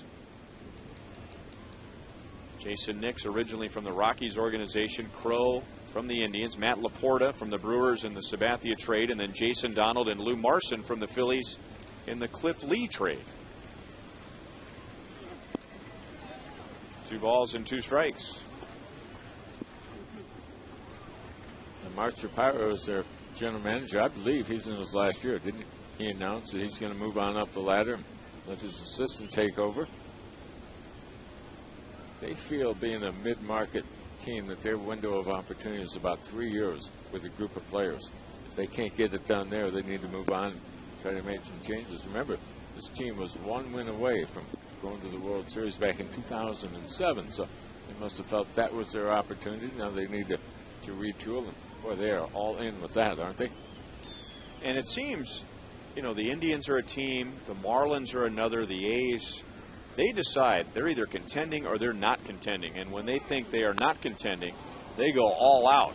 Hafner was running, and now Crow drives it into left center field. Hafner was going to try and score from first. A very late stop sign from third base coach Steve Smith. And Hafner slamming on the brakes and getting back to third base. Ryan, he's running at first because the count was 3-2, and you figure you got a pretty good contact guy up there going against the right-handed pitcher. So Betancourt left his position a little bit early. I don't think he could have made that play anyhow. That ball was hit too high. But you think about possibly sending him because he is on the fly at the delivery. Why should they get him back to third base? Now they're on second and third with one out. Hafner was probably going to lose a little speed between third and home anyhow. That's a big boy. And it looked like Steve Smith had his hands up for quite a while there, but Hafner, as he was approaching third and rounding third, had his head down. And with Hafner at third base, who doesn't have great speed, the Royals can bring the infield in halfway for Matt Laporta. That stop sign was up.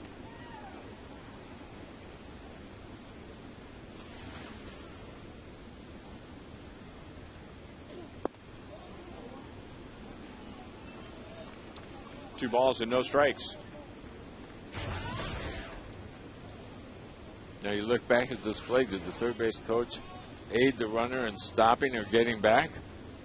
You see him reach out right there and pull his hand back right away. Third base umpire slid over in position. Doug Eddings, he was looking right at that. Coach could not aid or assist the base runner.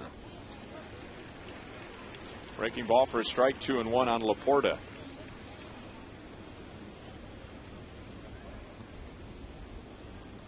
So second and third, one out. Laporta is 0 for his last 20.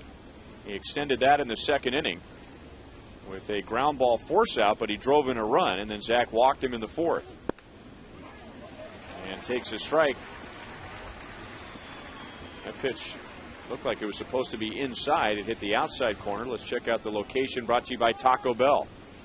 So you see Zach all around the plate and turning over the sinking fastball right there. Held loud the plate at the knees.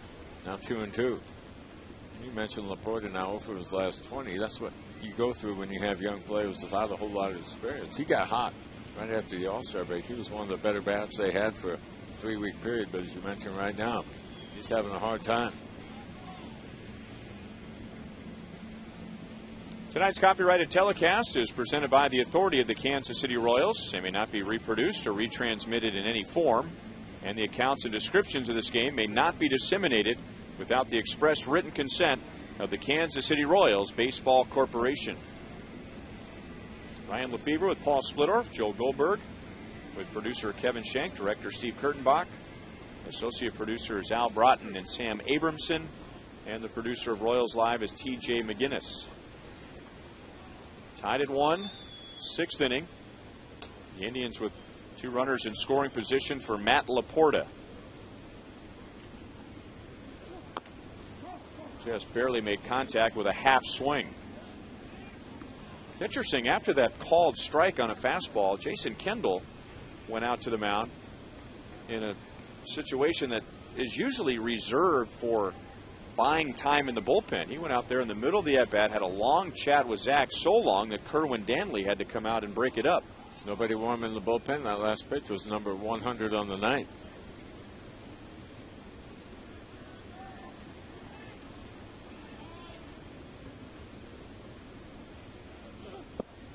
Lays off the slider, down and away. 3 balls, 2 strikes.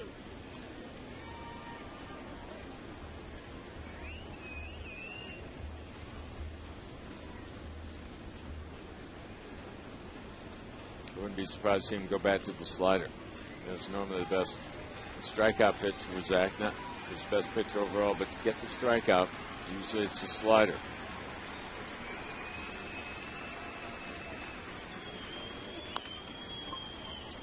Pulled to third. That's a fair ball.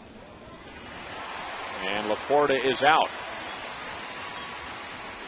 That ball had to get around Hafner, so good concentration by Betamit for the second out. And it was a slider. It was down in the zone, so didn't get the strikeout, but did you get the harmless ground ball? Long throw to Betamit, but no problem for him. And now at the elevated pitch count, Bob McClure goes out to have a visit with Zach, joined by the entire infield. Jason Donald is coming up, 101 pitches in 5 2/3 innings. think right here, just give him a little bit of a break. Then and start to stretch out a little bit on Zach. Let's go over the hitter. Make sure everybody's on the same page how you're going to pitch him. Third time through the order. You're going to make an adjustment right there. Your infield needs to know so they can adjust accordingly.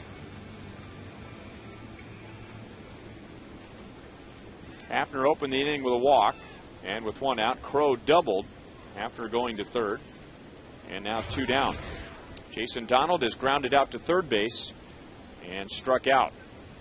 4 strikeouts so far for Greinke.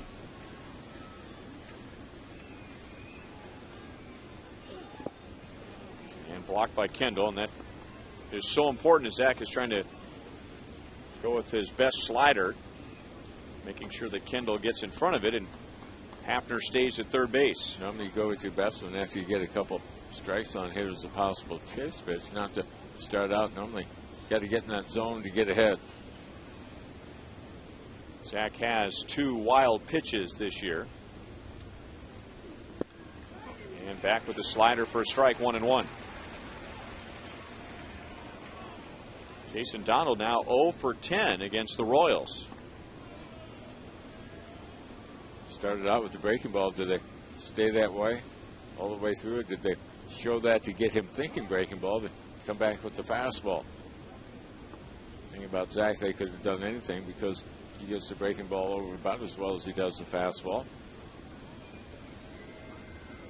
Kendall behind the plate, you don't have to worry all that much about it going to the net.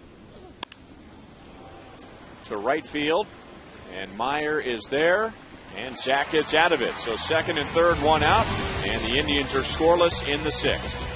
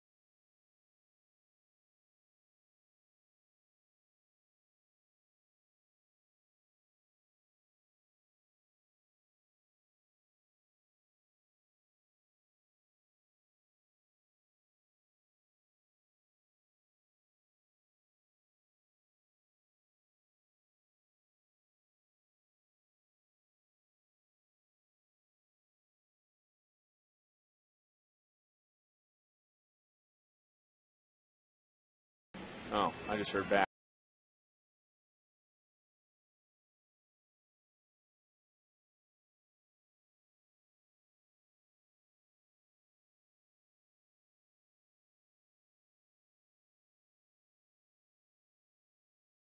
It's out of a second and third and 1 out in the top of the 6th. Indians run coming in the 2nd inning. Force out off the bat of Matt Laporta scored Travis Hafner. And then after 4 scoreless innings from Genmar Gomez, Yuniesky Betancourt homered in the 5th. It'll be Betamit, Gordon, and Aviles in the 6th inning. I saw one of those the other night walking out to my car after the game. It landed on the car next to mine, and I took a picture of it on my cell phone. Apparently, they are not testing grasshoppers for steroids. That thing was about 2 feet long, it seemed like. 25 pounds. It was just as big as the car was. Been a good year for him, huh? Yeah. Bedemeat is grounded out and struck out. Bedemeat having a solid year offensively, but doing a whole lot more damage here at home. Deep right field. And Chu to the fence. The Royals have the lead.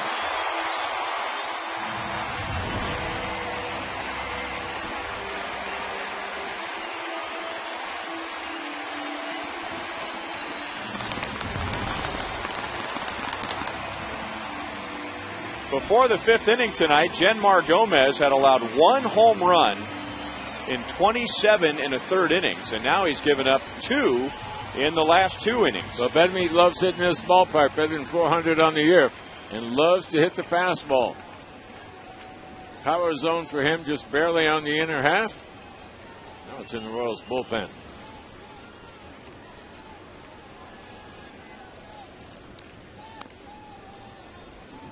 Oh, and 1 to Alex Gordon.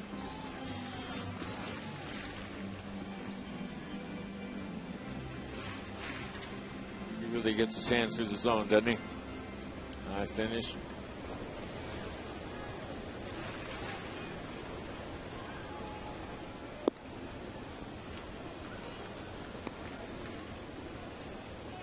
The first time this month the Royals have had more than 1 home run in a game. Bedemeat, and before him, Betancourt, who sit conveniently right next to each other so Phil can get a shot at both of them in the dugout. Isn't it nice when they do things like that? Camaraderie. Chemistry.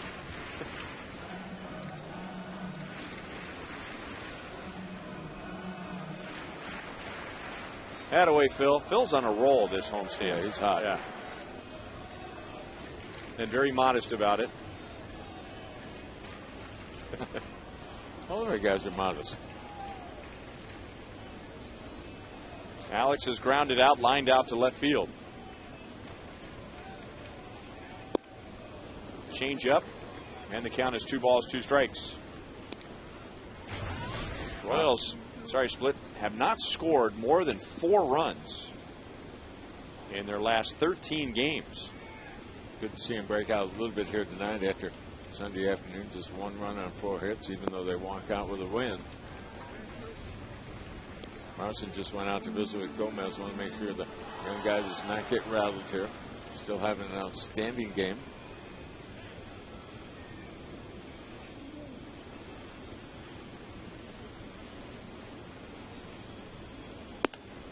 And now Alex walks. Second walk allowed by Gomez. The first was an intentional walk. And that happens often with a young pitcher. Gives up a home run, and after that, a little timid with the strike zone. Well, make your plans now to head to Kauffman Stadium on Saturday. That's a 6:10 game with the White Sox. The first 20,000 fans receive a Royals jersey cooler. For more details or to order your tickets, go to Royals.com or call 1-800-6-ROYALS. Familiar face on the mound now, and Tim Belcher, the former Royal, now the pitching coach with Cleveland. They've been in their front office as a special assignment assistant to the GM, and then he had to ask him to come down on the field. This is the first time he's been a pitching coach. He has been a roving guy in the minors, trying to keep the young 22-year-old in the ball game right here out in the 6th inning. This is about how far he went his last time out. Was a week ago against Baltimore. 6 innings in that ball game, 3 strikeouts, a half a dozen hits, and just 1 run.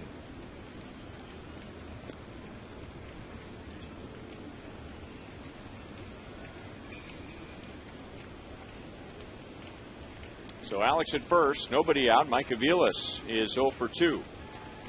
This might be a time you'd run. Got the lead, pretty good base runner on. They're thinking the same thing, yeah.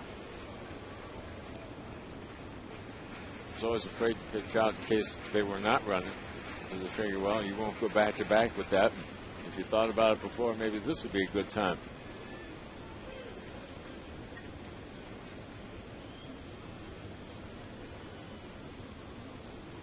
And Alex runs. Aviles shows bunt. The throw goes in on 1 hop, and it's in plenty of time to get Gordon.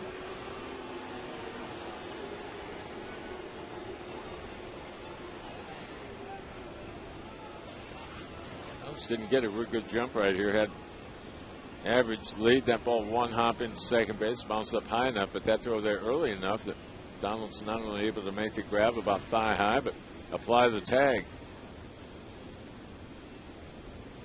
And that was a straight steal. He had his head down all the way to second base. Vilas tried to help distract the catcher by shortening up the bunt. Mike has popped up, grounded out to short base. Short base? Where's that? Shortstop. Creating positions. Brantley into right center field, 2 down.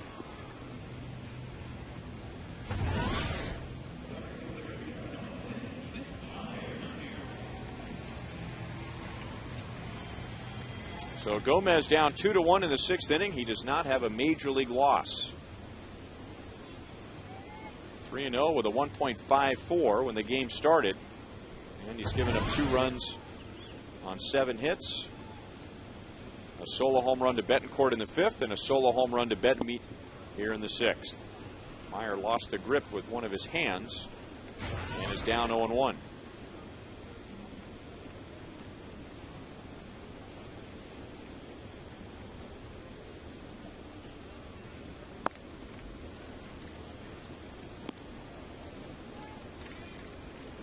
Zach Greinke is over 100 pitches. So it looks like we're going to see Jesse Chavez in the 7th inning.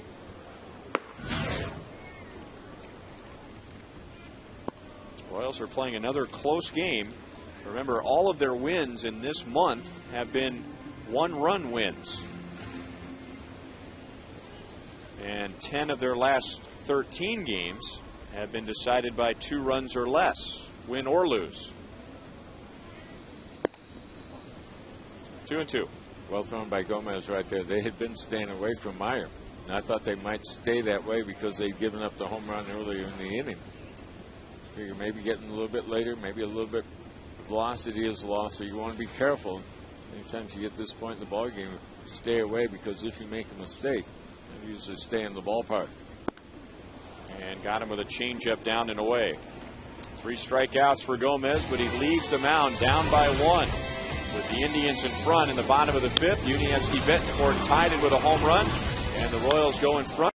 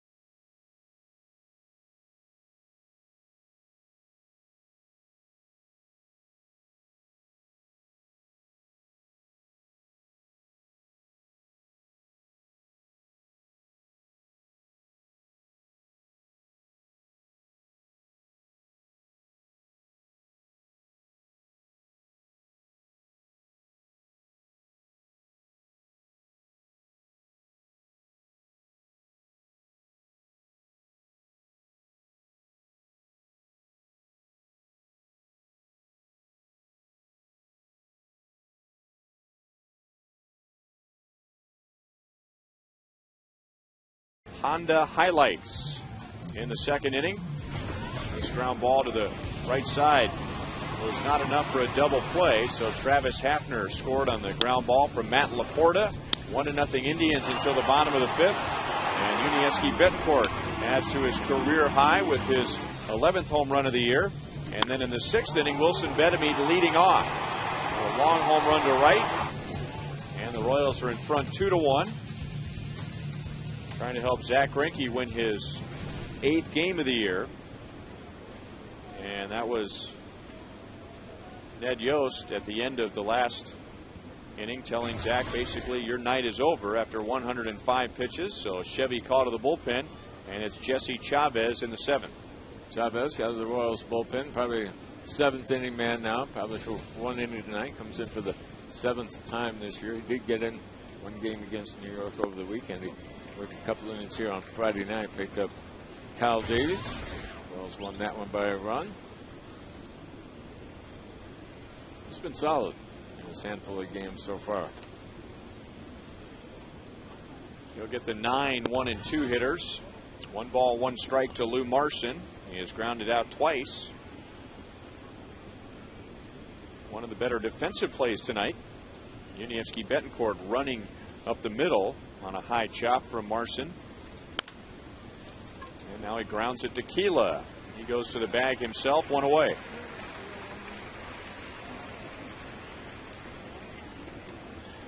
Well, Jeffrey Flanagan is noticing a difference in Alex Gordon's swing and predicts the outfielder will go on a hitting spree before the season is over. You can read this article and more at foxsportskansascity.com. Flanagan was out all weekend long working hard here at Kauffman Stadium.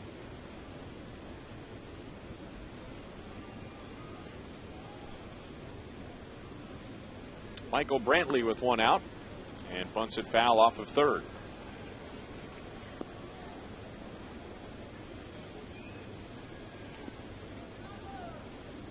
Brantley is the leadoff man for the Indians tonight, but the true leadoff hitter has been Travis Hafner, who was led off all 3 times he's come to the plate and has reached all 3 times.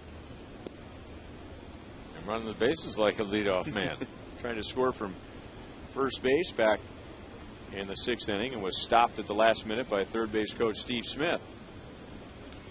His legs are still fresh. He's been on the DL. Breaking ball stayed up, and it's lined to Keela.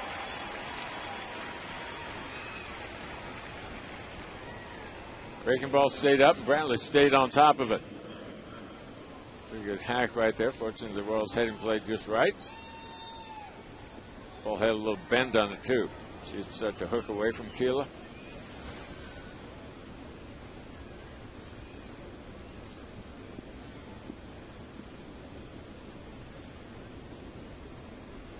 And now Asdrubal Cabrera. He was already a .458 career hitter against Zach Greinke, and tonight 1 for 2. And the 1 out that he made required a good play by Aviles running to the middle with a backhand. Cabrera has also walked and is now hit in 7 straight games. Had a career season last year offensively with 42 doubles. Had elbow surgery during the offseason, so he did all of that with a bad elbow. And then had a collision with Johnny Peralta earlier this year and broke his left forearm. That was back in the middle of May, so he has a big chunk of his season lost to injury. A year ago, he began the year at second base, but moved to shortstop when they moved Peralta to 3rd. Not often you see a trade made within your division, but Cleveland did that with Peralta when Detroit needed help. They had all their injury problems on their left side of the infield. Peralta, an audio guy, because he could either play short or 3rd base. Not playing every day with Detroit.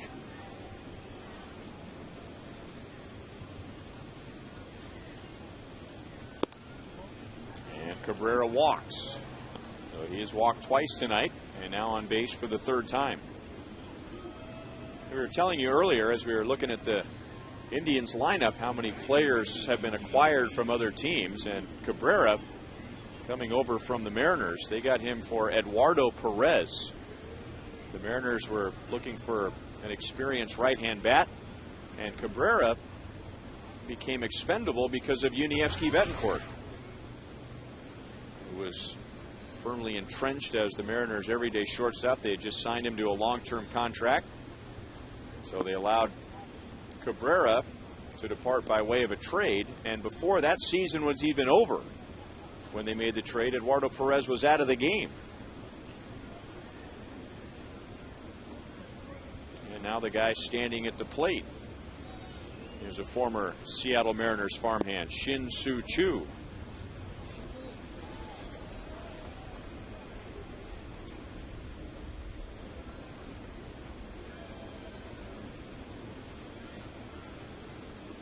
A couple of players I think the Mariners would like to have back right now. Mariners kind of expected to contend here in 2010. Hasn't worked out the way they planned.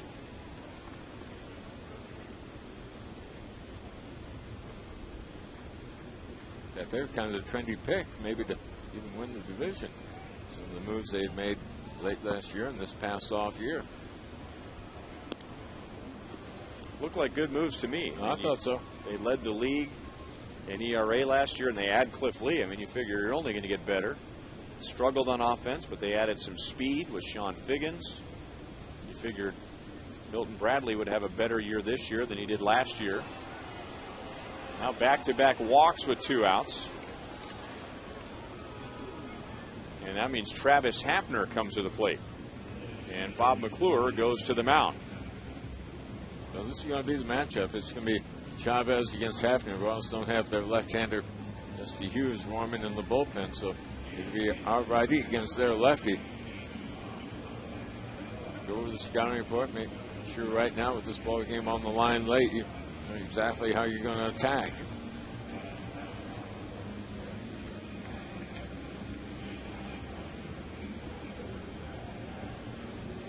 Side armored Joe Smith is throwing for the Indians.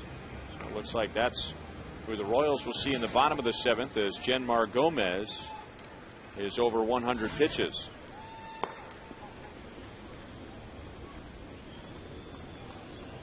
So Cabrera's walked, Choo has walked, Travis Hafner has doubled, singled, and walked. This is the first time he's come to the plate where he is not leading off the inning.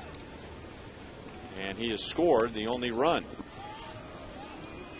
Saved by Kendall with a breaking ball. Ryan, you mentioned Hafner did not go out on a rehab assignment. He had 1 session of live batting practice, came off the DL, and was in the lineup the next day.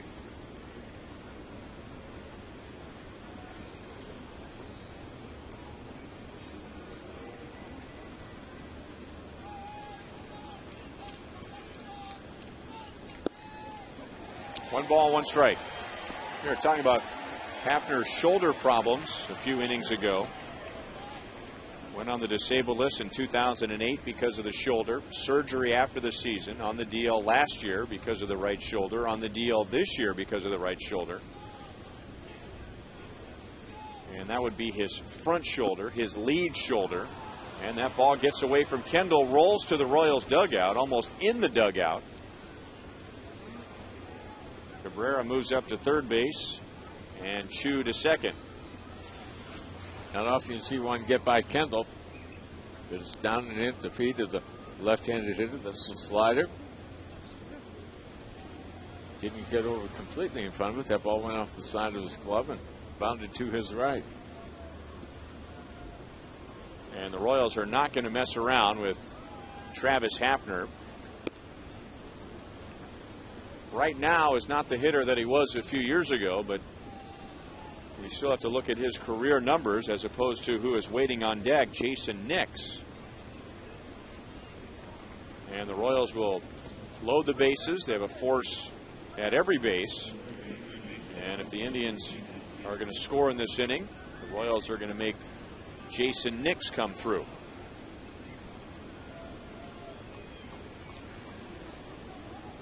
Chavez has given the Indians 3 base runners after there were 2 outs and nobody on base.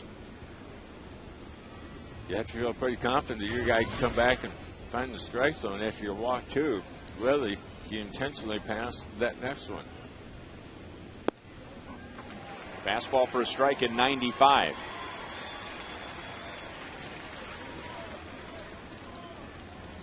Comfortable to come back with the fastball. Chavez has pretty good velocity to go along with the movement.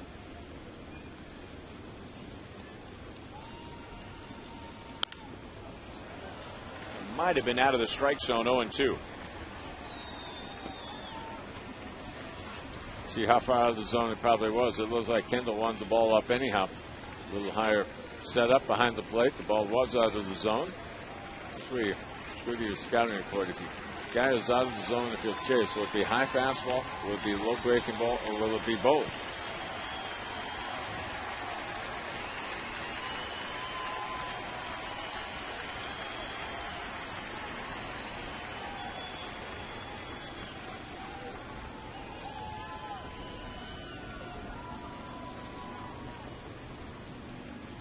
And now Kendall going to go out and talk over the 0-2 pitch.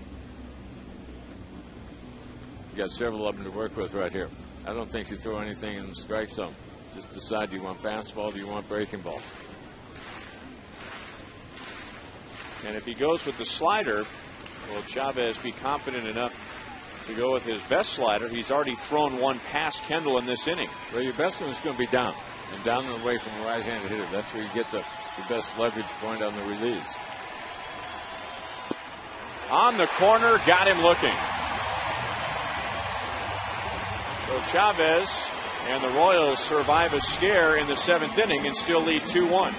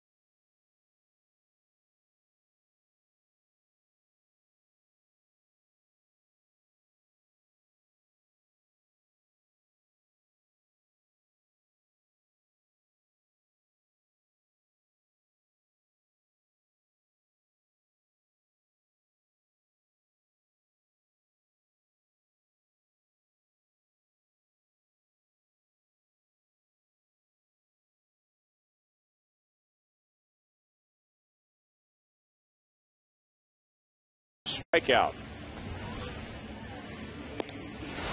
Here's tonight's Haynes comfort zone. That's a good way to describe Joakim Soria.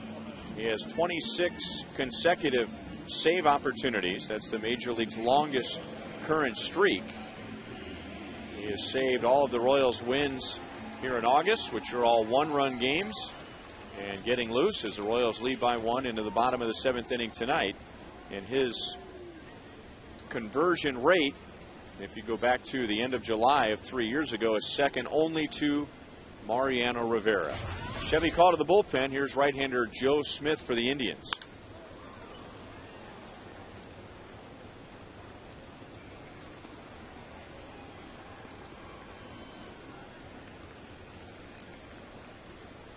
Well, Smith is a sidearmer.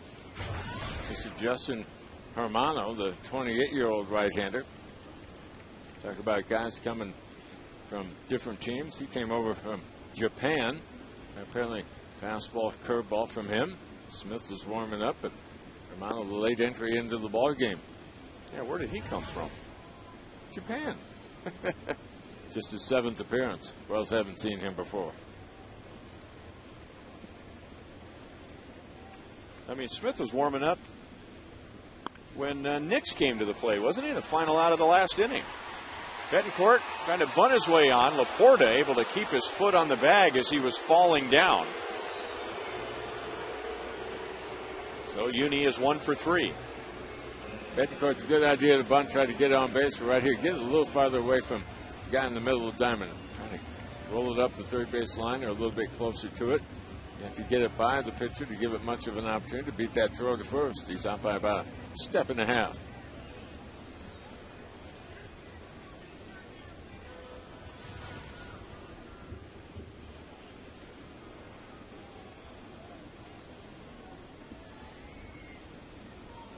And now Gregor Blanco singled in the 5th inning. He's 1 out of 3.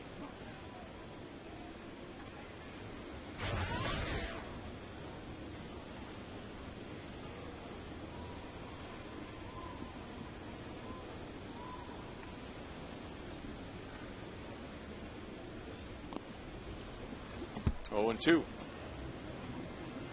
Germano, originally out of the Padres organization, taken in 2000. Traded to the Reds in 2005 in a deal that included Joe Randa. Joe playing with the Reds that year and then traded to the Padres as they were making a push for the postseason. And then the journey began for Germano. To the Reds in 05, traded to the Phillies in 06, claimed by his original organization, the Padres in 07, and then as Split said, played in Japan in 2009. So he has bounced around and now with the Indians.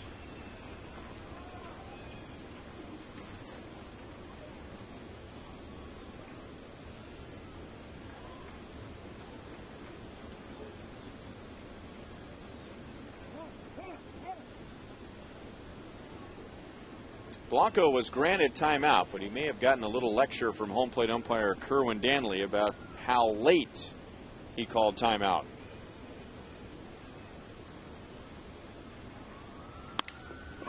And that's lined into left field. Blanco has his second hit. Calling the timeout late puts that umpire in a bad position. Yeah, you'd like to give the guy the timeout. Hitter cannot call timeout. It has to be requested. Home plate umpire has to give it. So if you go late and he gives it to you, all of a sudden now he's got the pitcher and the catcher mad at him. So whatever worked out, it worked out well for the Royals. Solid base hit for Blanco. Singles each of his last 2 times up.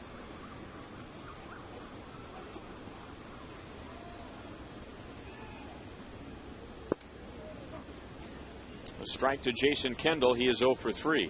Wouldn't be surprised to see the Royals running right here. Germano has a fairly high leg kick right there coming out of the stretch, and that's normally an indicator that go ahead and go.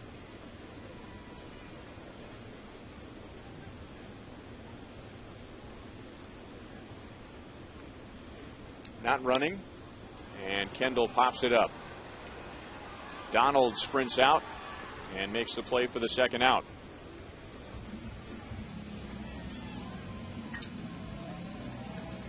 So Blanco at first base, 2 down, and now Billy Butler. And as soon as he is announced into the game, here comes Manny Acta, and we might actually see Joe Smith. Will the real Joe Smith please enter the game?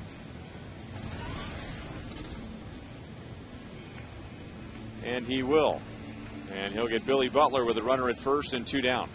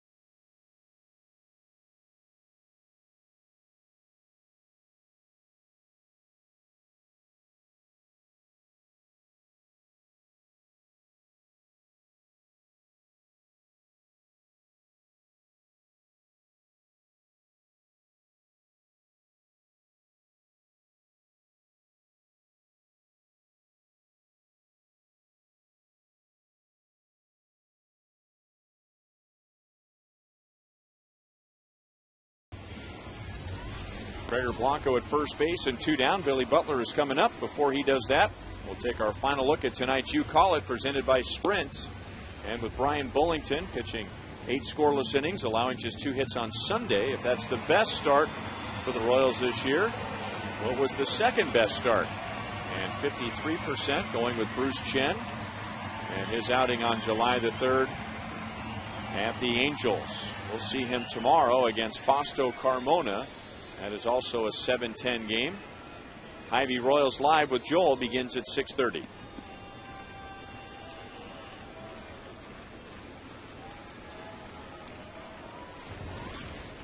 So here's Joe Smith, and we mean it this time. Tough on right-handed hitters.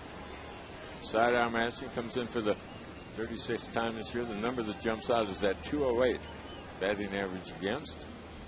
Walks are maybe a little bit high, but tough to put it in play on him. Blanco down to second base and beats the throw from Marson.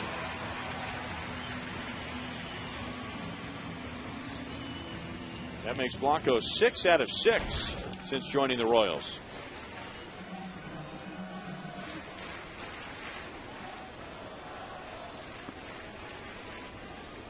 It's interesting, I was just watching Joe Smith.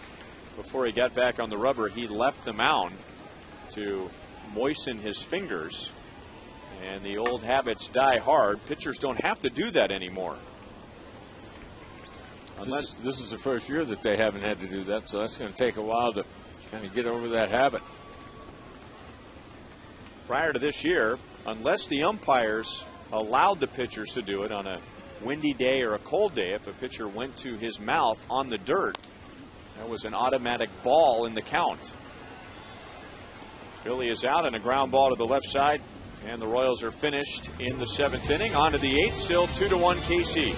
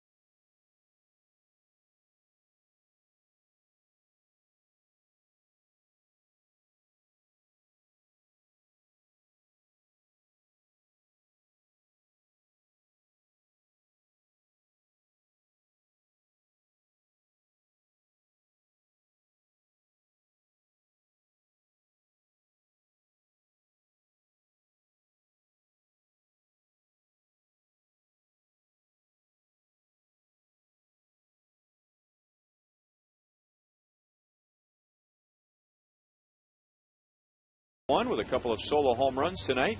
Elsewhere in the American League on the Panera scoreboard, it was the Yankees over the Tigers. That ends the Tigers' 3-game winning streak. Yankees in Tampa Bay were tied for first going into tonight, and Tampa trying to keep pace their way out in front of Texas.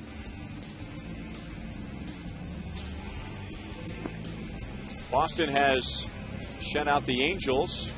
Red Sox 5.5 back in the East. The Angels were 8 games back and still are if Texas loses. Minnesota has won 4 straight. Their lead is 3 over the White Sox, so they're an inning away from making it a 4-game lead. And Oakland, losers of 4 in a row, they're in front of Toronto.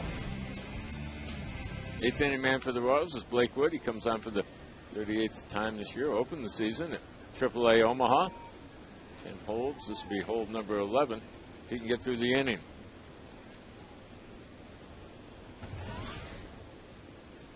Minnesota's playing pretty good baseball again. They won 2 out of 3 last week on the road with Chicago.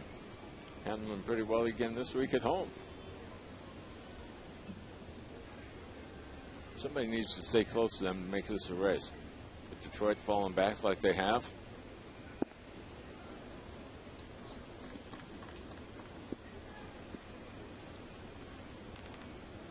But the Royals and Cleveland have a lot of games left, both Chicago and Minnesota. And you'd like to play meaningful games the last month of the year against contenders, see if you can be a spoiler. Grounded hard to Bedemy. And he throws out Crow. Crow's had good swings tonight. He struck out his first time, but then a line out to right, a double, and now a hot shot to third. Jay, I thought most of the left-handers have really swung the bat well tonight. You can see how this is. Well, it's a young team. 8 rookies on their team right now. For a right-handed pitcher, this can be a tough go. Because this guy from the left side can really handle the bat.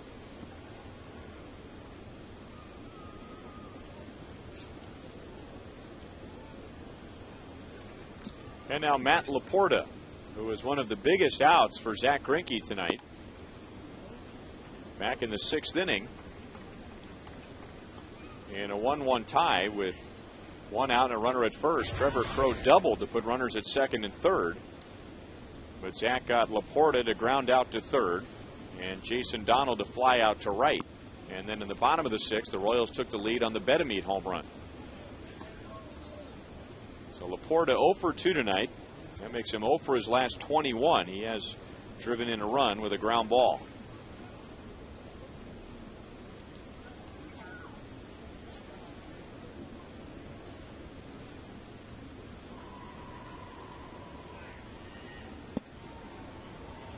Three balls and no strikes. Blake Wood got off to a great start when he was called up, and then working on his mechanics, trying to get a little bit quicker to the plate. He had 4 appearances that really dinged his ERA, but now he has given up just 1 run in his last 9 1/3 innings. So not only has he recovered from that, but he has resumed his role as the setup man for Joakim Soria. Royals knew there would be some rough spots for him his first year up from Omaha. Did not want to call him up when they did, but pretty much had to. The bullpen had kind of fallen apart, especially the late inning spots. They thought mentally he was going to be tough enough. He could fight his way through it and make the moves that he needed to make. Royals have walked 7 tonight. So on one hand, lucky they've only allowed 1 run. Zach walked 3. Jesse Chavez walked 3 in 1 inning. One of those was intentional. And now the walk to Laporta with 1 out. And he's going to be removed from the game for a pinch runner. It'll be Luis Valbuena.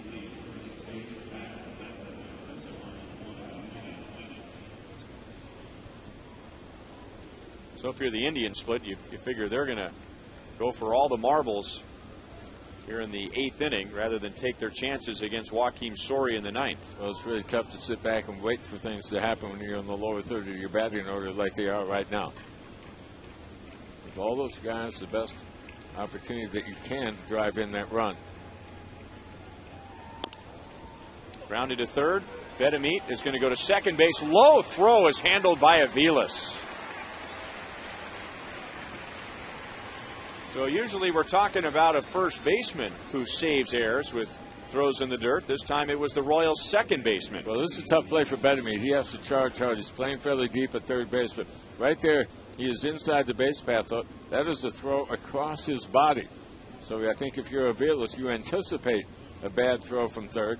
It was 1 hop. Using the bag all you can to protect yourself from that sliding base run. Don't even think about turning that thing over to throw the first.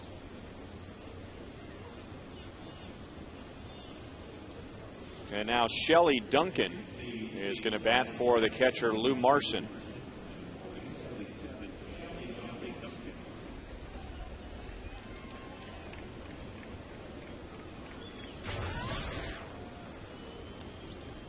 So Duncan brings some power to the plate with 6 home runs. and has a runner at first base with 2 down.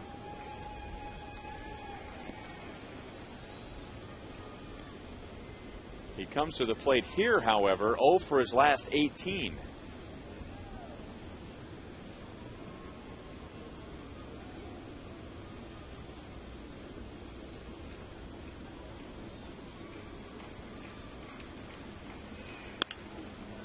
Snapped his bat, and again it's Bedemeet. This time he'll go to first base, and Blake Wood pitches a scoreless 8th inning.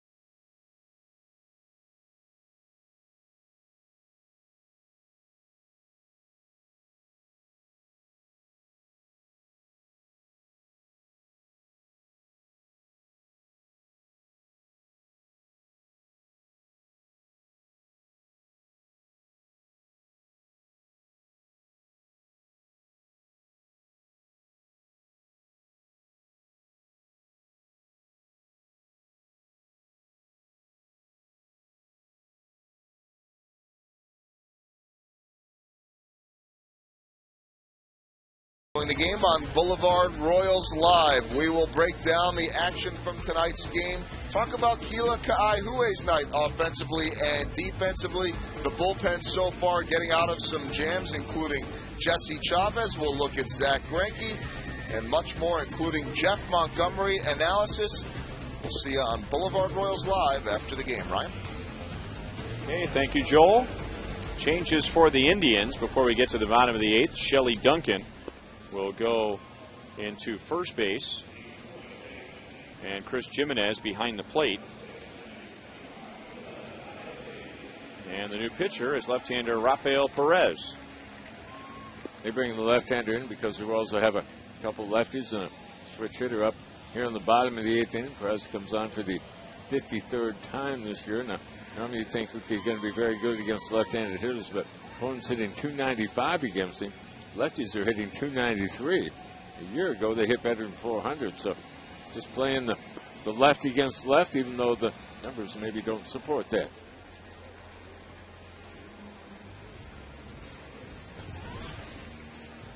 CLE AT KCA, Wilson Bedemeet, Alex Gordon coming up in the bottom of the 8th inning. Indians scored first in the 2nd inning, and then the Royals hit solo home runs in the 5th. That was from Yuniesky Betancourt, and in the 6th from Wilson Bedemeet. And CLE has singled, doubled. The only out he has made is a line out to center field.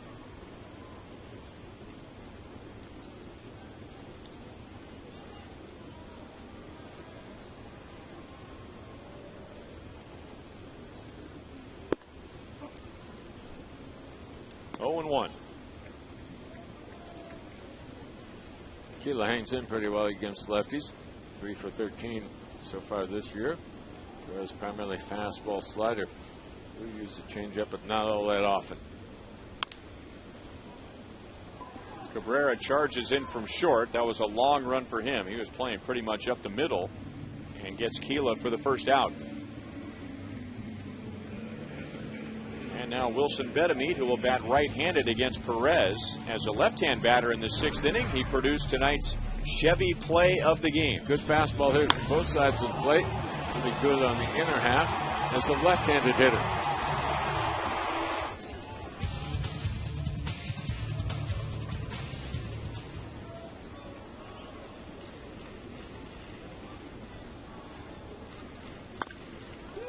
Grounds that to the right side and gets it through.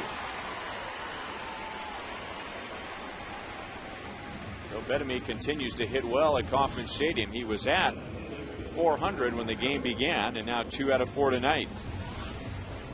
This will be getting more comfortable now that he's getting regular playing time.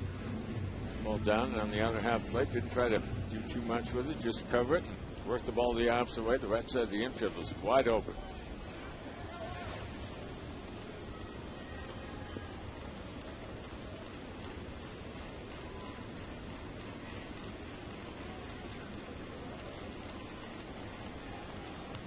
Alex Gordon is 0 for 2.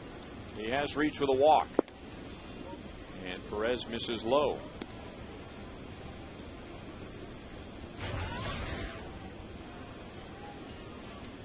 Alex has faced Perez 6 times.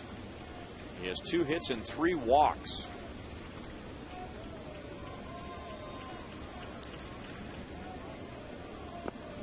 Talked earlier about the Indians being 1 game away from the World Series in 2007. And to many people, that was a surprise year for them. And when you have a surprise year, you usually have surprise players.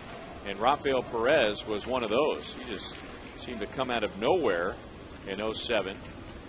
Pitched in 44 games. He had a 1.78 ERA. Lefties hit 145 against him in 07, but he has not been the same pitcher since. ERA was 3.5 in 08. And well over 7 last year. So whatever he was doing in 07, the league figured it out very quickly.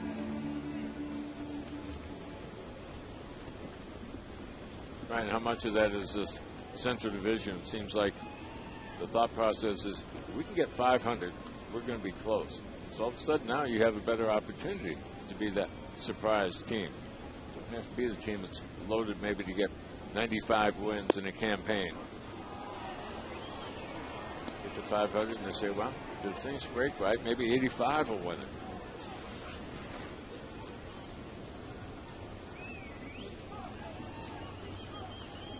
Well, the line up and in right there.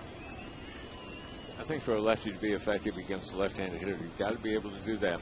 You've got to be able to throw hard enough and have enough command and enough belief that you can do that to come inside to jam hitters and then a breaking ball away. I don't think you can just stay away from, because the guys that are going to hit against you are going to be in against all kinds of left-handed pitching. So they're ready for you. A single and now a walk with 1 out.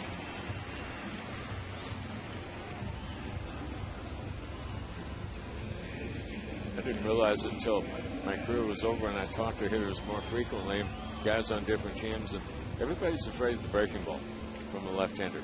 Lefties on lefties, even right-handers. You get ahead, they're afraid of the breaking ball. Comfortable with the fastball. They feel they're quick enough with the hands that they can pretty much hit anybody's fastball. But if you got a breaking ball, whether it be curveball or slider, you can get over the plate on a regular basis. That's the pitch, because it's always in the back of their mind. Didn't realize how much it was in the back of their mind until I got into this and started talking to more people about it. Seems like it was up and down, teams after team. Everybody's worried about the breaking ball. Does he have it? Can he get it over the plate?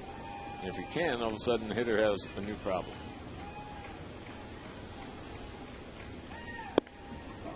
A strike to Aviles. He is 0 for 3 so far. And as far as what he's done against Perez, he is 1 for 3 with a single.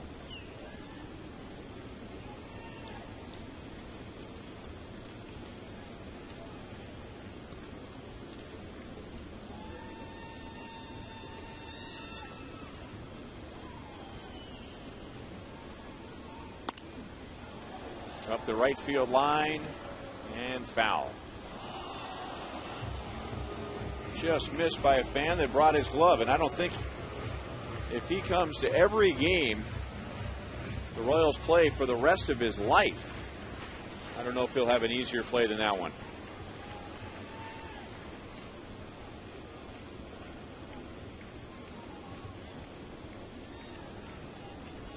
Yeah, you can bring your glove. You still have to draw leather. He might not have gotten there.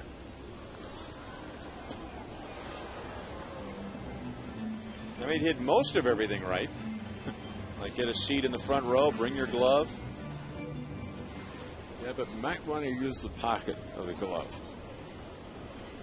Man.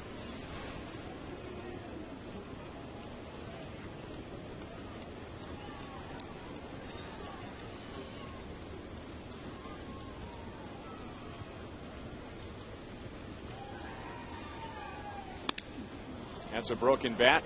Running to the bag is Nix, and the throw to first makes it a double play. So we go to the top of the 9th inning, and it'll be Joakim Soria against the Indians, top of the order.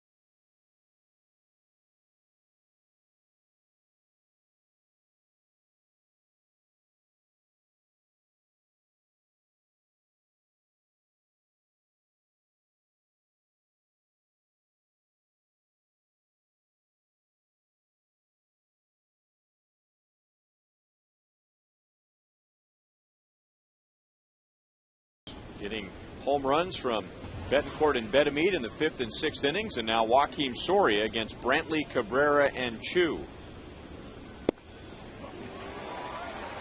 Joakim ought to be used to this, all the one-run ball games he's come into here in the month of August. Pitched a couple times over the weekend against the Yankees. Came in the Friday night ball game, gave up a couple base hits in the 9th inning, one to Jerry Jeter, another one to A-Rod, but a 1-2-3 9th inning here on Sunday afternoon.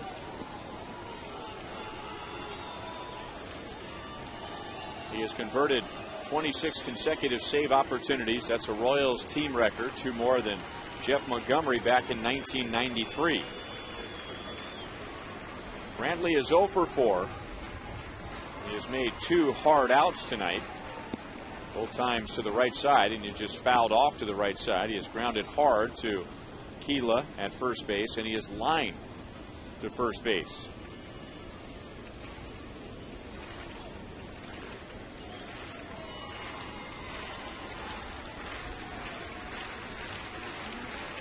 The Royals have walked 7. In fact, let's see, 5 of the last 6 runners for the Indians have reached by way of a walk, but they haven't been able to turn any of those walks into runs. And that's lined into center field. Brantley, in his first ever at bat against Soria, has a single to begin the 9th inning.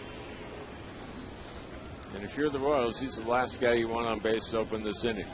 He is a base stealing threat. Does a good job of staying with that ball as it drifted off the outside corner. Even out of the strike zone, he's able to hit a line drive up the middle. Brantley with 4 steals so far this year, but he stole almost 50 bases a year ago in the minor leagues, so he can get out and run.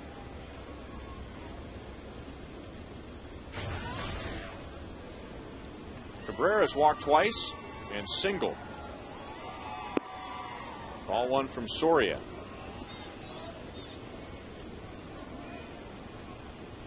Cabrera is 1 out of 2 against Soria. Driving in a run with his base hit, and Joaquim has struck him out. Cabrera has a half a dozen sacrifices this year. Royals are in tight at third. 1 ball, 1 strike. Set up inside, deliver the fastball there, get the call.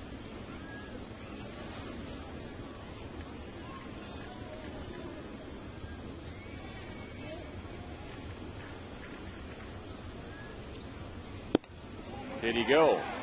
Yes. Doug Eddings is the umpire at third base. That really helps you out defensively because Bedme goes from the cut of the grass at third to about 10 feet behind the bag defensively.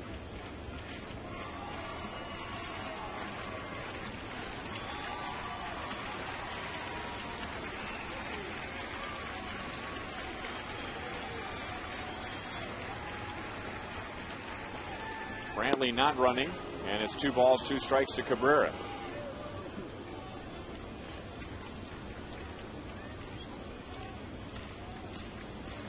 Zach Greinke went 6, gave up 1 run, 5 hits. Jesse Chavez was able to work around 3 walks in the 7th inning. And Blake Wood pitched a scoreless 8th.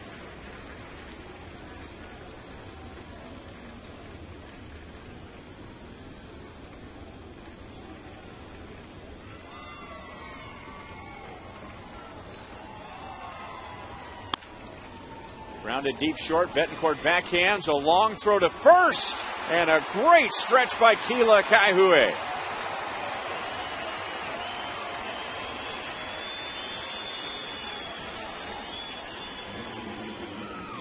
Brown, I don't think he had to play at second base. With Brantley going down the line from the lead, it's easy to throw. It's probably going to be second, but I don't think he gets Brantley. He barely got Cabrera. What a play by Betancourt. See, Brantley's already at the bag. At second, he wouldn't have gotten him.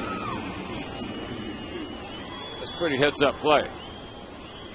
And man, you talk about arm strength, and big league shortstops make this play look so easy. But I mean, he's not using his legs hardly at all. He's running away from the play. That's a long throw that he made, and got it there on the fly. That's a good point. His legs are taking it the opposite way. And now a strike on Shin-Soo Choo. So the Indians were that close to having 2 on with nobody out. Choo is 0 for 3 with a walk. He is 2 out of 5 in his career against Soria.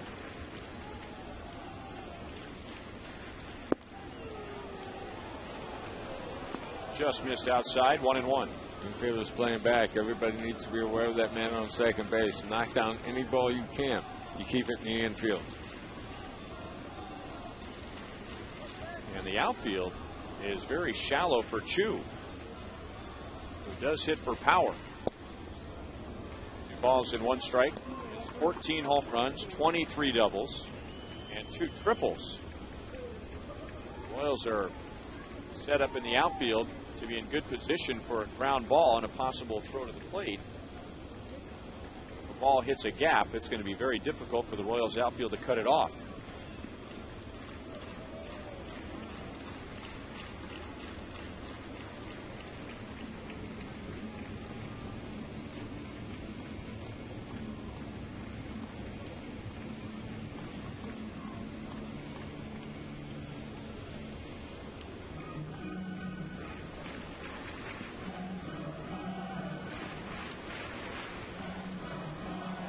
Brantley with a leadoff single goes to second base on the ground ball from Cabrera. The Royals are trying to win their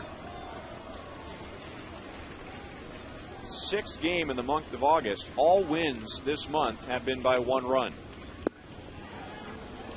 Inside, 3 balls, 1 strike. So he appears to be really intent on forcing him to hit the breaking ball. There's a couple pitches for the slider.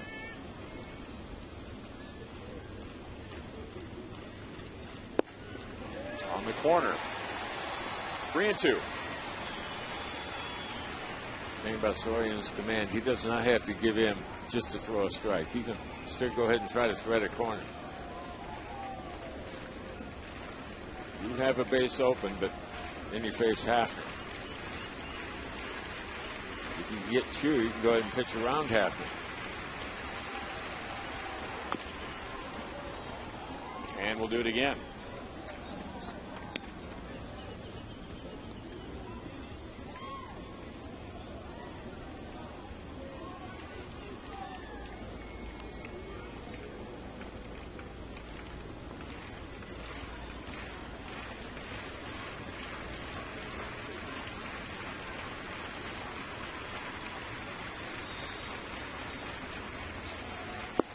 On the corner and got him looking.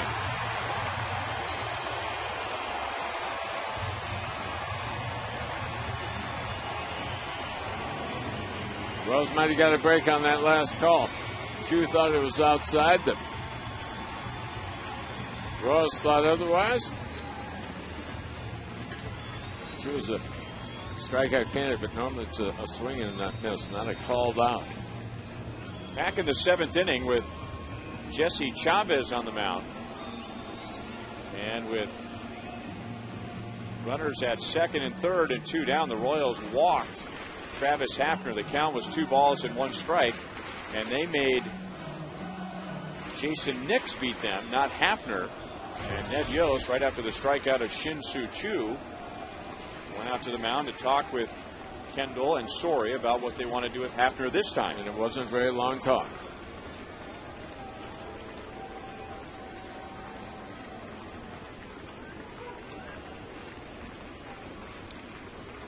Hafner is perfect tonight.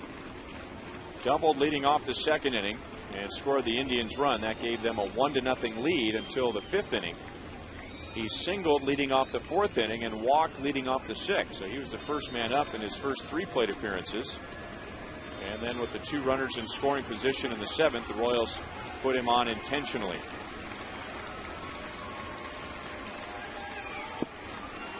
Outside for ball 1. Hafner has the most experience of all the Indians against Soria with 11 at-bats and 3 hits. And all those hits are singles, although that's all the Indians need right now with Brantley's speed at second base. A single that would make its way to the outfield. 1-1.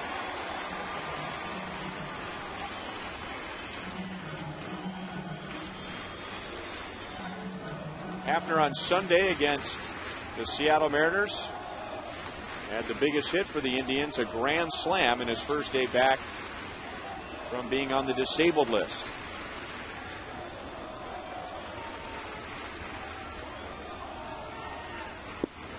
Just a little bit outside.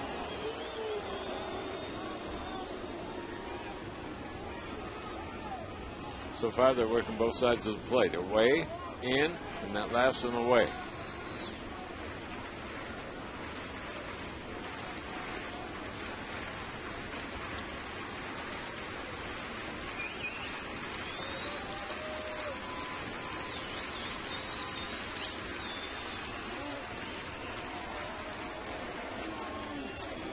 Both Hafner and Soria playing a little cat and mouse. Had a little trouble getting together to start. Soria wasn't on top of the rubber. Hafner was in the box, and Soria got to the rubber. Hafner stepped out. Hafner just asked for time out there. And now Soria backs off. So who's the cat and who's the mouse?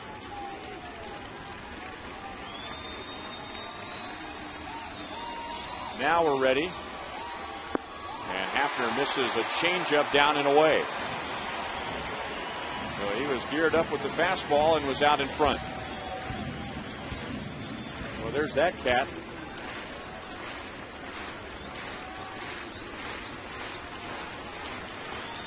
That is a wildcat that was trapped in the Indians' bullpen before the game. 2 nights before Manhattan night here at Kauffman Stadium.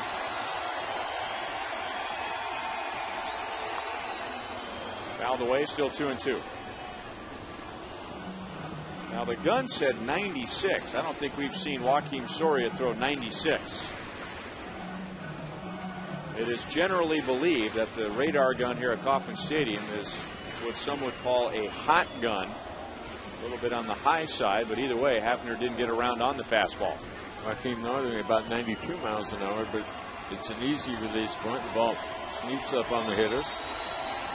See if the out pitch is going to be something off speed. On the corner, got him looking. So Hafner, the victim of the same pitch that Shin-Soo Choo was. So the Royals take game 1 from the Indians and another 1-run victory. Zach Greinke wins his 8th of the year, and Joakim Soria extends his consecutive saves streak to 27 in a row. That's his 34th overall on the year. Well, the Royals went to the wall again. Down their way was good earlier in the inning. It was good again right there. So once you get that part of the zone, if you're getting a call and you don't have to get the ball on the plate, don't put it on the plate. That was Hafner not happy with the last call. Shin-Soo Choo not happy when he was rung up. The Royals are real happy. They won out of here with another 1-run win. So Greinke wins. The Royals get a pair of solo home runs in the 5th inning from Yuniesky Betancourt to tie it. And the 6th inning from Wilson Betemit to put the Royals in front. And the Royals get 3 scoreless innings from the bullpen. And Joakim Soria getting around a leadoff single and picking up the save. Royals with 9 hits tonight on offense, and 2 of those from Keila Kaihue, and he's down on the field with Joel Goldberg. All right, Ryan, thank you very much. Keila Kaihue, a multi-hit game here tonight. First off, let's talk about facing a young pitcher, and hadn't lost yet so far this year. You guys were able to get to him a little bit with the home runs. What was the key against him? Just seeing the ball up. We had a scouting report was he had good sink, so we just wanted him to elevate the ball a little bit and attack his fastball.